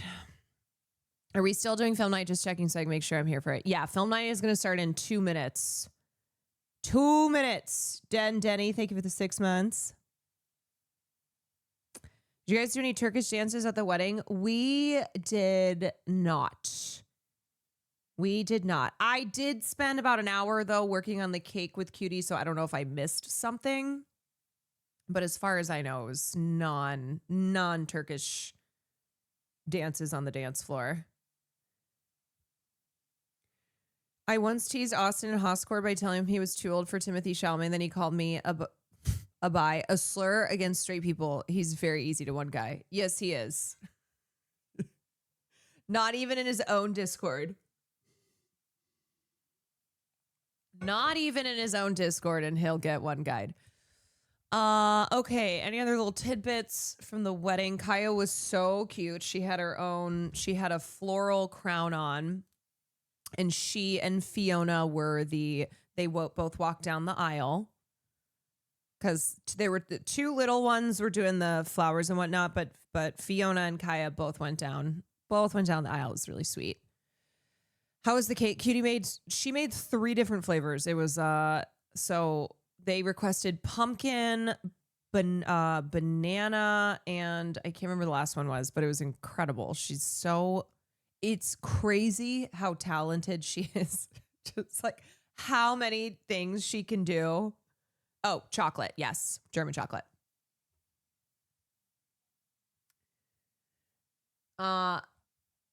Anyway, and then we, what else? It was fast. It was just a fast weekend. It went by like that. It took us 5.5 hours on Friday to get there. Oh, here's the other thing. Will and I, so we're like stressed out trying to get out of Dodge and make it there so we don't miss all of the pre-wedding festivities on Friday night. Quince up 12 months already? But of course there was Time flies when you're part of a great community. Sunny, thank you for the 12 months. There's just like so much going on. And then I was on the phone with Austin and I was like, you cannot go. You simply cannot go. Austin FaceTimed me on Thursday night. With Christian's COVID test as like proof. And I said, I believe you. I believe that Christian has COVID. He's like, no. Let me just FaceTime you anyway. And I was like, oh, okay. I believe you. That's fine. You can FaceTime me. Yeah, Christian ended up taking a COVID test that night and it tested positive. So that was why Austin did not end up going. And I told him, I was like, do not go. I know he was feeling FOMO. He felt guilty. He felt FOMO. But I told him, I was like, if any of the excuses, like this is very valid. This is something that you should not go to an event, especially with people who are older, maybe more vulnerable, when Christian has just tested positive for COVID. So do not. Anyway. Oh yeah, this is the picture that we took with Kaya. Just a couple girly pops. So it was just like kind of stressful leaving for the wedding with just everything that was going on and blah, blah, blah. And as we're on our way, we've probably made it about 20 minutes. We stopped to fill the car and Farley had gotten into the trash right before we left. I went to take him potty. He shit all over himself as we're starting out on our road trip to get to the wedding. So that on top of like how stressful it was already. And it was one of those things where he had shit all over himself and Will and I just kind of looked at each other and it either could have gone one of two directions where you just collapse, right? You just scream and collapse and you're like, this is too much. Or you just go, okay. All right. Shartly, where it was already like we were rushing to get out of there. Farley shits all over himself. You go, yeah, no problem. Sure, of course. This is to be expected. Absolutely. Totally fine. No worries whatsoever. And Will ended up, he like went into a little convenience store to get some water and some napkins. And then we were just trying to wipe him down. And then meanwhile, Farley is running around, scooting his ass everywhere, getting more shit. I was like, no, totally fine. All good. All good. He's also super high anxiety in the car. And I was waiting for his trazodone to kick in. So as shit on himself, high anxiety. Yeah, no, it was good. So we did bring Farley with us this weekend, but we left him in the Airbnb because we were going to bring him to the venue, but Fiona and Kaya were there. And I went, you know what? I just don't even want to deal with this. I don't want to deal with Farley being, I know, my poor sweet little baby, I don't want to have to worry about him being anxious and running around in the desert and then like bothering me because Kaya wants to, you know, Kaya wants to play. So he ended up staying in the Airbnb. We also, we had a pool. We had a pool at the Airbnb and I put him in the pool and I was like, you're going to swim. I know you know how to swim because it's an instinct. And so I'm going to make you swim. So yesterday it was really hot out and this was in the morning before we had to get ready. Threw his ass in the pool. I was like, okay, you're going to swim. Do Farley and Kaya get along generally? No. Yes, he's met Fiona before. Here's what you have to understand. Kaya is the size of a bear. And as a big dog, she tends to do the thing that big dogs do, which is think that they're little dogs. Farley is a little dog. Little dogs they just have different personalities. And when I had to have Kaya, Farley, and I had a sleepover when Asana was out of town one time, and it was 24 hours of hell for Farley. It was hell. He's scared. Yeah, he's scared. You know, as much as I wish that Farley could get along with everyone and every dog, he's a tiny dog. She's a huge dog. And she is a puppy as well. And so she doesn't know space. She's not reading the room when Farley is clearly frightened. He's very, very scared and anxious and probably thinks she's going to eat him.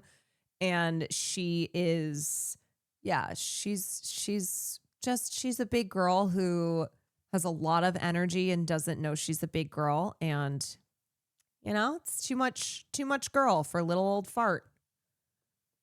Little old fart. So anyway, I know by now the kinds of dogs. Farley is just, he's very selective. He's very selective. It's usually dogs who are around his size and who will also kind of side-eye him in the way that he side-eyes them. He doesn't want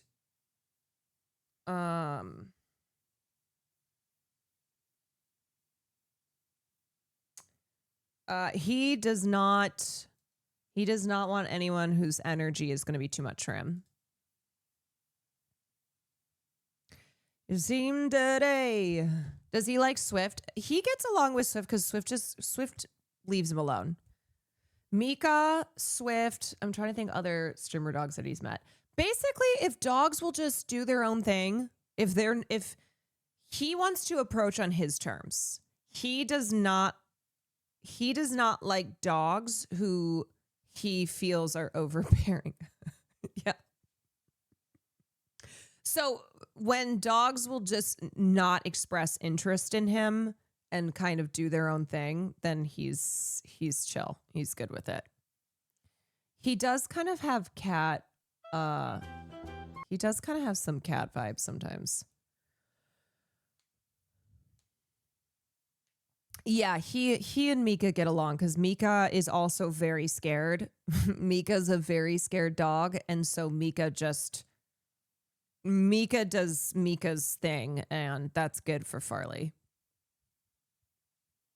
Oh, has he met Marsh's dog? Oh, didn't I tell this story before? So Will and I had to go to an event.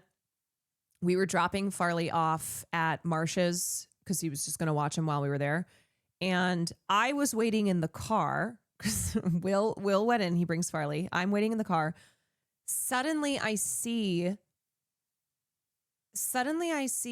Marsh's door, which I guess had opened. Maybe Will or Marsh hadn't closed it.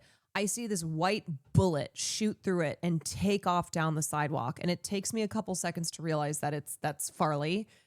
And I was like, what the hell? And I jump out of the car, and Farley does not run away. He is not a dog who runs away. He would never run away from his mother.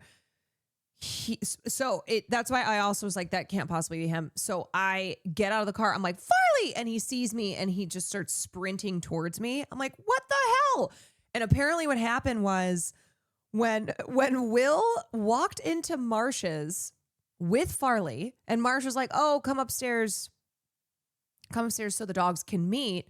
And they go upstairs into Marsh's room. 2 seconds they're there. And the way that both Marsh and Will described it is that suddenly Farley just took off. Like they walked into the room. Marsh started to do introductions. Farley hightailed out of there.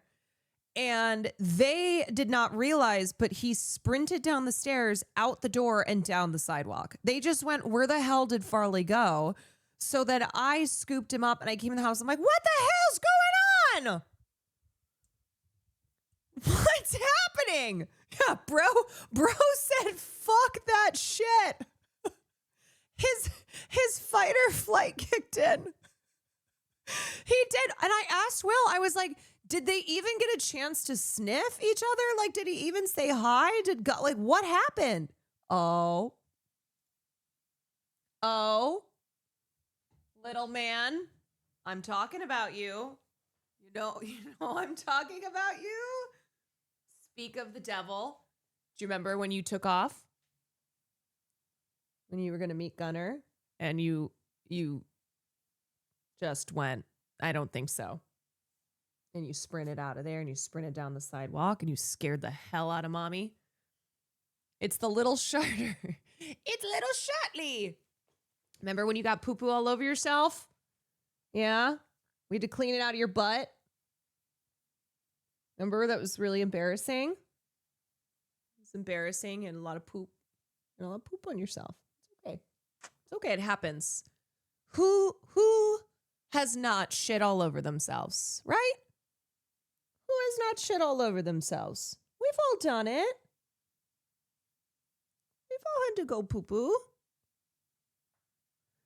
Whomst amongst us. Whomst amongst us. Yeah, so that was the one and only time that he has met Gunner, and that was what happened. That was how it went down. You know who he did get along with in his own Farley way? Okie. Because Okie was also a chiller. The only time he got pissed was when Okie would sit in his beanbag.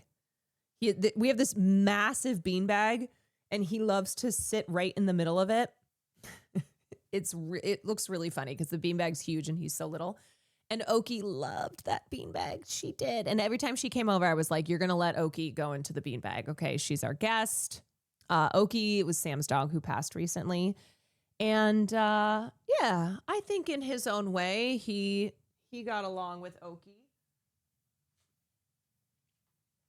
Okie girl. All right, everybody. I want to get started. James, thank you for the 36 months. Magnets, thank you for the 5. Keeks, thank you for the 12. Spectre of Die, thank you for the 6 months. So as I said, if you missed it, tomorrow will be a normal stream. I will talk about the Emmys at length. We will recap. We will go into detail. And then I will also just cover more of the Charlie Kirk situation and just how insane everybody has gotten. But for tonight, we're going to finish with film class. And so I am going to play our little intro here. This is your chance to get a snack, get some water, get a blankie, get comfy. Colossal disappoint. Man, thank you for the 5 months. So grab your gap and grab a seat. And don't forget to get something to eat. Delicious meat and nutritious meat. You can't beat my meat for special Dread Widow, thank you for the tier 1. Sucking on me is really neat. Don't be a jerk and don't be a fool. Be a good neighbor and follow these. Okay, anyway, sorry. I know we interrupted right at the end there. But Fiona is Camilla. You can see you in the background. Do you not want to be seen in the background? You want to give your takes on film and pop culture and British humor and... Oh, I DM'd that lady that you wanted me to DM finally. Hannah Einbinder? Is that lady? Yeah, she said Free Palestine on the award. Yeah, bitch, I've been telling... I literally tried to take... And then I saw that, I was like, oh, that's... I have told you when we were at dinner, I was like, give me your phone right now. Give me your phone. She follows you on Instagram. I will DM her. And you're like... I said congrats. I'm coming on your stream when she comes on. Yes, I am. I am because I know so much more about... No, I am. And I told you to DM her. I did. Is this the cuck chair? That's Farley's chair when he's in trouble. I can't believe... You're homies? Yeah, that's your unk. That's your unk.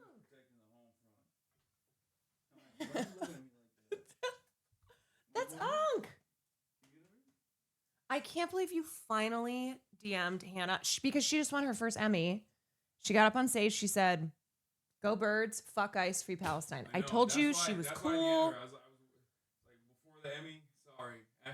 Now that you're an Emmy winner, yeah. I just saw that and I remembered that was the person that you wanted me to DM. That was the person I wanted you to DM. See, I know these things.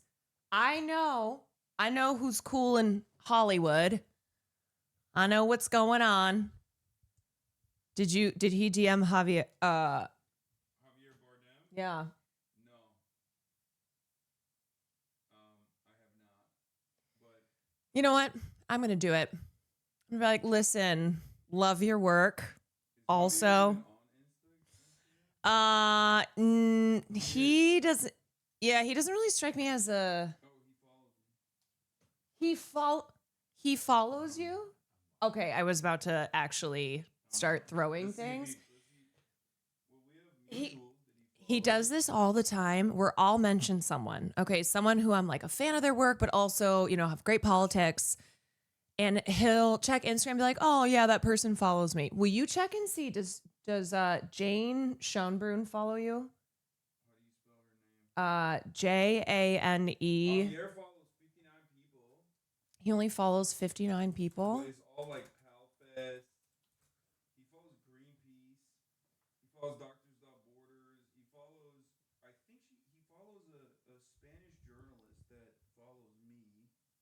That's the only person I see here that he follows. You can probably, I know you guys, my mic doesn't reach enough, but you can probably, you probably have like 2 degrees of separation with him. Probably. You can definitely find him. Okay, Jane, SCHOE. I have to see what their I don't know if they go by that on Instagram. Jane does not know. Yeah. Okay, she doesn't really post on Instagram. Jane does not know. They, them. They don't. That's their. Do they follow you though? No, but they do follow a bunch of my friends, I think. Because Hannah is doing. Hannah filmed this summer a slasher. Like a comedy slasher. Their entire following list is following me. Yeah, Jane is amazing. I don't know. They did I Saw the TV Glow. Remember that film from last year? The trans metaphor. God. You don't remember seeing this? No. I know you didn't watch it, but you don't remember seeing like any of the... No.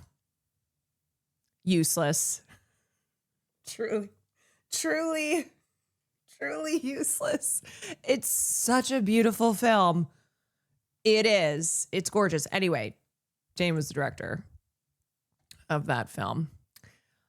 Are we surprised? No, not at all. Not at all. Caroline, hype up for weddings. Yeah, we'll talk about it. We'll talk about it in just a second. I need you guys to understand. I know some of you probably were like, what is this movie?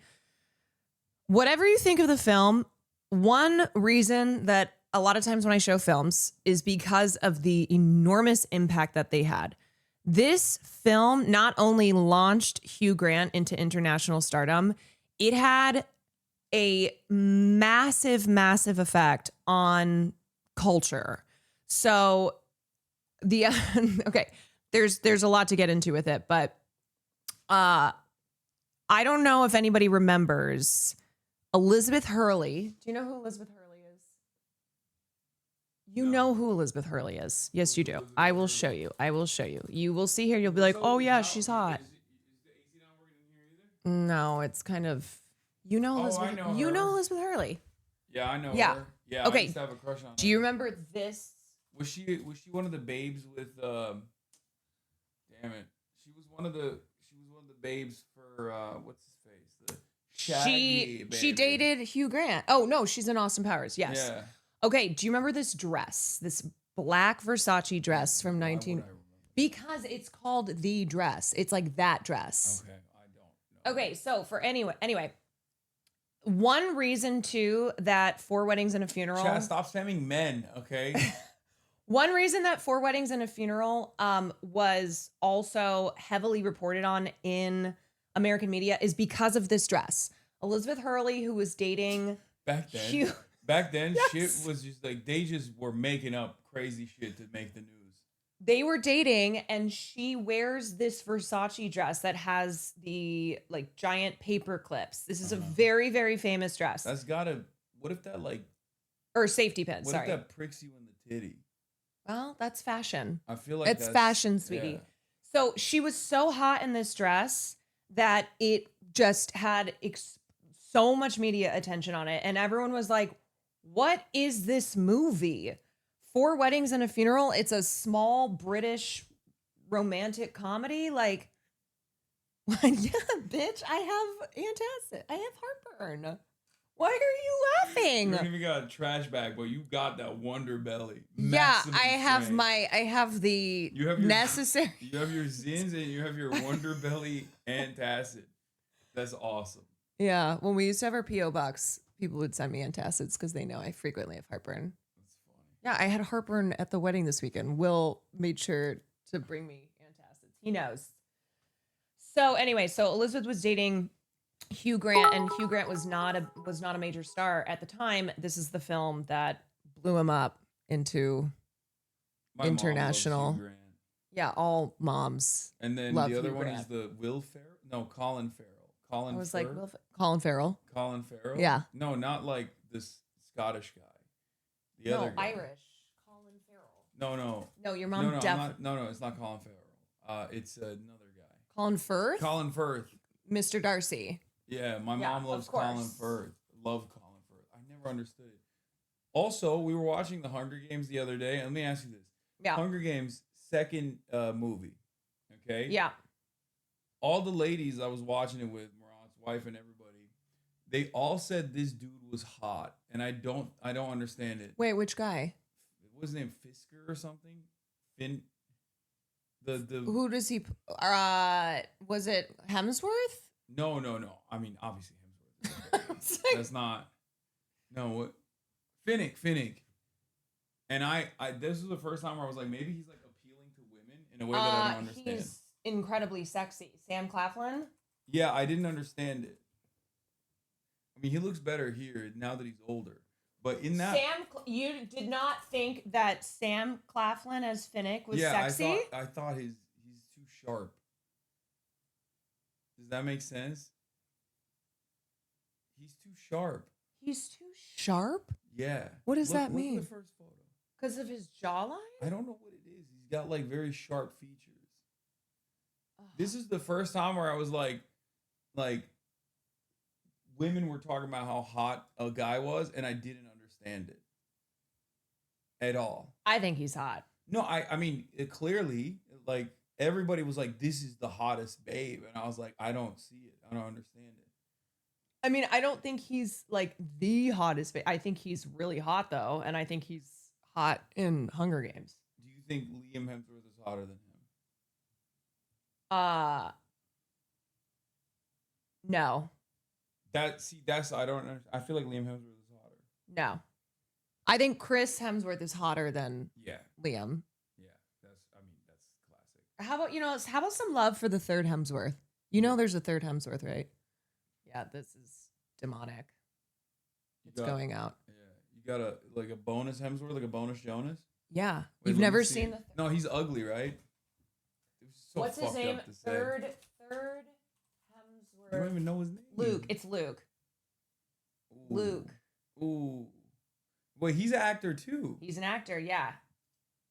Here Yeah. he is. Can I tell you for real? I think if he were taller, like his brothers, I think he would have been not known as the third Hemsworth. Colin Firth has a TCC8 and lays mad If he was pipe. taller It is and known. more- I can't believe Hassan is like the finally other less two. educated than me I on feel the like- topic. You know what happened? So Chris is the hottest. Liam is the second hottest.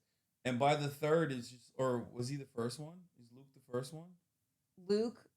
He's the oldest. Luke is the oldest, I think. Oh damn. Yeah, he's the oldest. All right, well that ruins my theory. I thought it was gonna be like they just kept making him hot and then less hot every time they popped out a new one. No, but like the thing is, he is handsome. It's just that his brothers are Yeah, that's his kinda brothers. Yeah. Yeah, he's Yeah, he's a like, traditionally good-looking he guy. is a good-looking on his guy. own. On his own, you'd be like, oh, that's an actor. That's fine. Yeah, Like but Hawaiian 5-0 type actor. wow.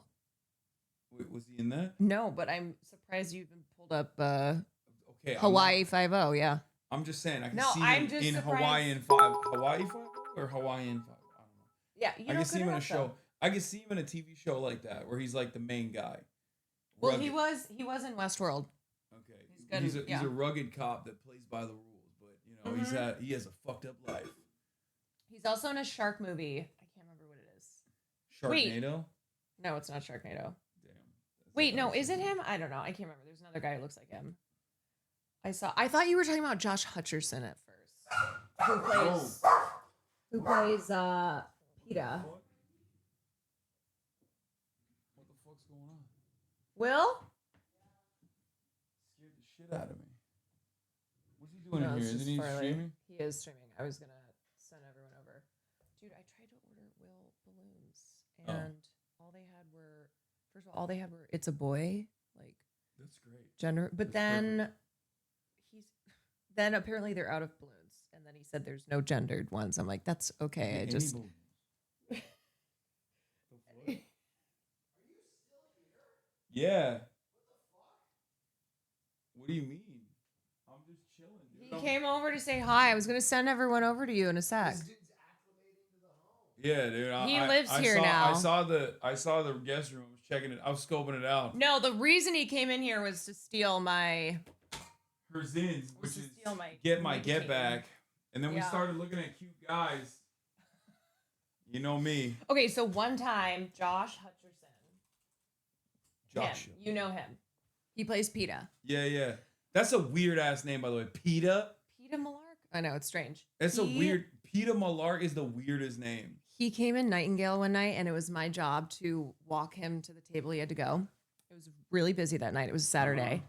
He's very tiny. He's like 5'5". Damn. That's why. No wonder she was smitten for Liam. She was throwing it back for Liam. That's crazy. But Katniss loves PETA though. Yeah, yeah. Yeah. Okay. She loves PETA. But I lost him in the crowd, Yeah. so I got So up. did Katniss. So did Katniss. But I got up on the DJ booth to try and scan the crowd for him and never found him. So he may still be there to this day. Poor guy. Poor little guy. To this day, I lost Josh Hutcherson in the club. That's messed up. It says he's 5'5" on Google, so you know he's like 5'3". He's, yeah. Dude, that is always, if you guys don't know, whatever they say on Google, it's a lie. Well, they say I'm 6'3". I'm 6'4". What the fuck? That's true, though. Yeah, no, I'm That's actually true. 6'1". I don't care. I'm 6'1". They say I'm only 6'3" on Google. Yeah, it's messed Oh, that's so tough. That's so tough. It's tough. That is tough. People are out here. They're like they're disappointed. They're like, why are you not 6'3" or 6'4"? I don't like this. That's what they say to me. Yeah, that's what they say on the internet about you. Yeah, that's what they talk about. That's it. I'm gonna go. It's my bedtime. Yeah, it's late. All right, bye everybody. Okay, I'm serious. If Hannah has she responded to you yet? Oh no, she's at the Emmys. Why would she respond to you? She's celebrating. Oh yeah. When she responds to you, I'm coming over. Okay. You can't stop me. Yes, I yes. know where you live and I know how to get in. All right. Juan Bye. Rose. Thank you for coming and doing the little surprise. Okay. All right. So I'm sorry, y'all. I really want to send you to Will soon. I didn't mean to stream this late, but just to have some convo on the film. So, For Weddings and a Funeral, it's a very British film. And so if you're not used to British films and if you're not used to British rom-coms, it will probably confuse you and you'll probably be like, I don't understand. I'm having a culture shock. Yes, having a culture shock in film form. One thing I will say, I do agree with. I do not think that Carrie is written well. And you know who also agrees with that is Richard Curtis. Richard Curtis, who wrote the film, and he has said, I don't know how fully I thought through Andy McDowell's character. So the writer of the script also agrees with you that he does not think that he wrote the character very well. He was just not really, he was not, he basically like envisioned her one way and then it just didn't work as well as he thought it would with the actual script. Yeah, he's like, I don't really care for her. I also have a little bit of hot take. Little hot take. Ready? I have never thought that Andie MacDowell is the best actress. I think Margaret Qualley, her daughter, very good. I've never thought that Andie MacDowell was that great. I think she's very pretty, which actresses in Hollywood, that's good. And I think she kind of plays like dry and flat, but I don't think she pulls it off. I've never found her to be that dynamic. I've never found her to be really that exciting of an actress. So those of you who were like not really vibing with Carrie or not really vibing with Andy's performance, I agree. And also Richard Curtis agrees. Now, when you consider who it could have been, Marissa Tomei, Jean Triplehorn, like I do think the other actresses who were considered for the role, who they wanted, they even like Sarah Jessica Parker was considered, and I think even she would have been better in the role. She's actually pretty good. You know what? I agree. I actually do like her in Ready or Not. I think Andie MacDowell, as she's gotten older, I've liked her better in her roles. Like I thought she was great in Ready or Not. I think younger Andie MacDowell, though, I'm like, For as big of an actress as she was, I'm like, not who I would say is the best. Okay. So where was I? What was I talking about? I was talking about the nexus for the film was Richard Curtis's own experiences going to weddings. He was just going to wedding after wedding after wedding after wedding and kind of observing the dynamics at weddings and like with friends, especially when it's the same group of friends and you're all going to the same weddings and you're all kind of like, ha ha, hee hee, we're not going to get married. Like I'll never find love. And then one by one, it starts to happen within the group. And then that can also make it very like awkward and strange because you go, I thought we were all in this together. I thought we all agreed that we weren't going to like fall in love and get married and do all that. And then people do. They do. So Richard Curtis based this film off of his own experiences going to weddings. Yeah, you're next. You're next. And there was an interesting dynamic on the production because Mike Newell, who directed the film, Richard Curtis wrote the film. They had very different approaches. And the cast actually hated the experience of making the movie because with the exception of Andy McDowell, the rest of them are British. And they thought the film was just going to be like very like purely British comedy and very light, lots of little bits. And Mike Newell came in and he wanted to really ground it in drama. So Richard Curtis wrote the whole thing as like very, very comedic, as that's just who he is. That's the type of writer he is. And Mike Newell had a different approach for the film. And so all of the actors were like, oh my God, what is this movie? Because the direction of the film was very different from the script and how they as actors were approaching it. And they were like, what is this going to be? This is going to be such a flop. It's going to be such a mess. And when they tested the film for an audience, it went horribly. The executives on the film there were so many issues. They hated the title. They didn't like how bawdy it was. They didn't like how much like sex and swear words, and they just thought it was not going to work for an American audience. They're like, this is too inappropriate. Ain't no way. So that's why you hear the word bugger a lot, because they initially had more they initially had more F words. Like the word fuck was all over that script. Hold on one second. I think this is the balloon.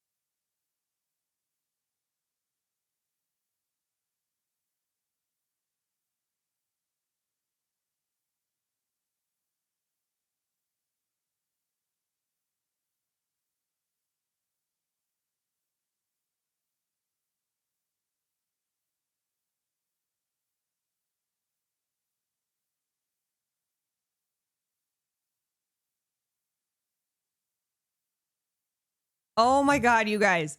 Oh my God, I'm so stupid. So when we were watching the film, I was like, oh, I want to order balloons. And even though he hates all this shit. So I was distracted because I'm like watching it. So I just randomly ordered whatever balloon I saw, which was a gender reveal balloon. And it said, it's a boy.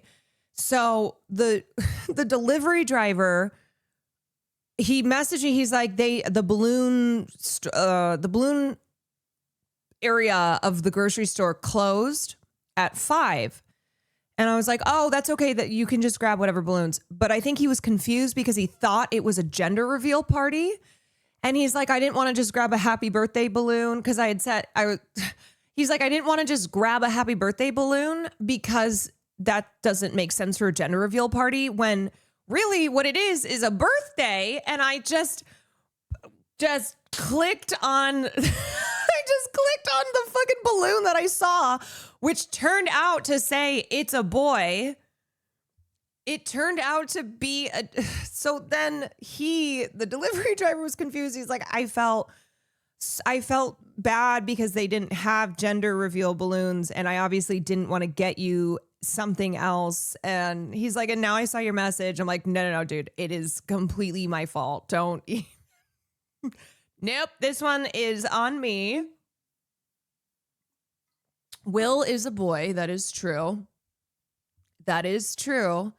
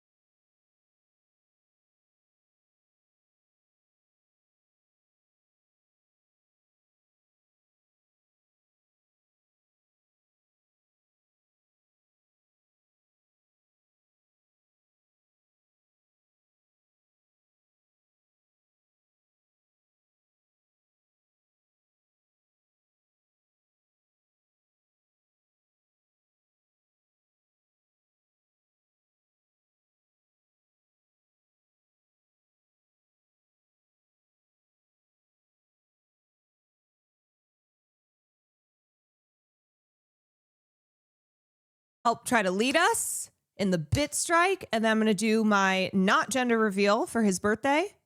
So a bit strike, this is a thing that Will created where basically you just start slamming bits, okay? Even if it's like 50, 100 bits, it doesn't have to be a lot. And if anyone in here has been part of Will's bit strike, you know what it is. So you just go in and you just start doing bits, like even little amounts, because it's just like really fun and exciting. Okay. Anyway, sorry this is like such a chaotic stream.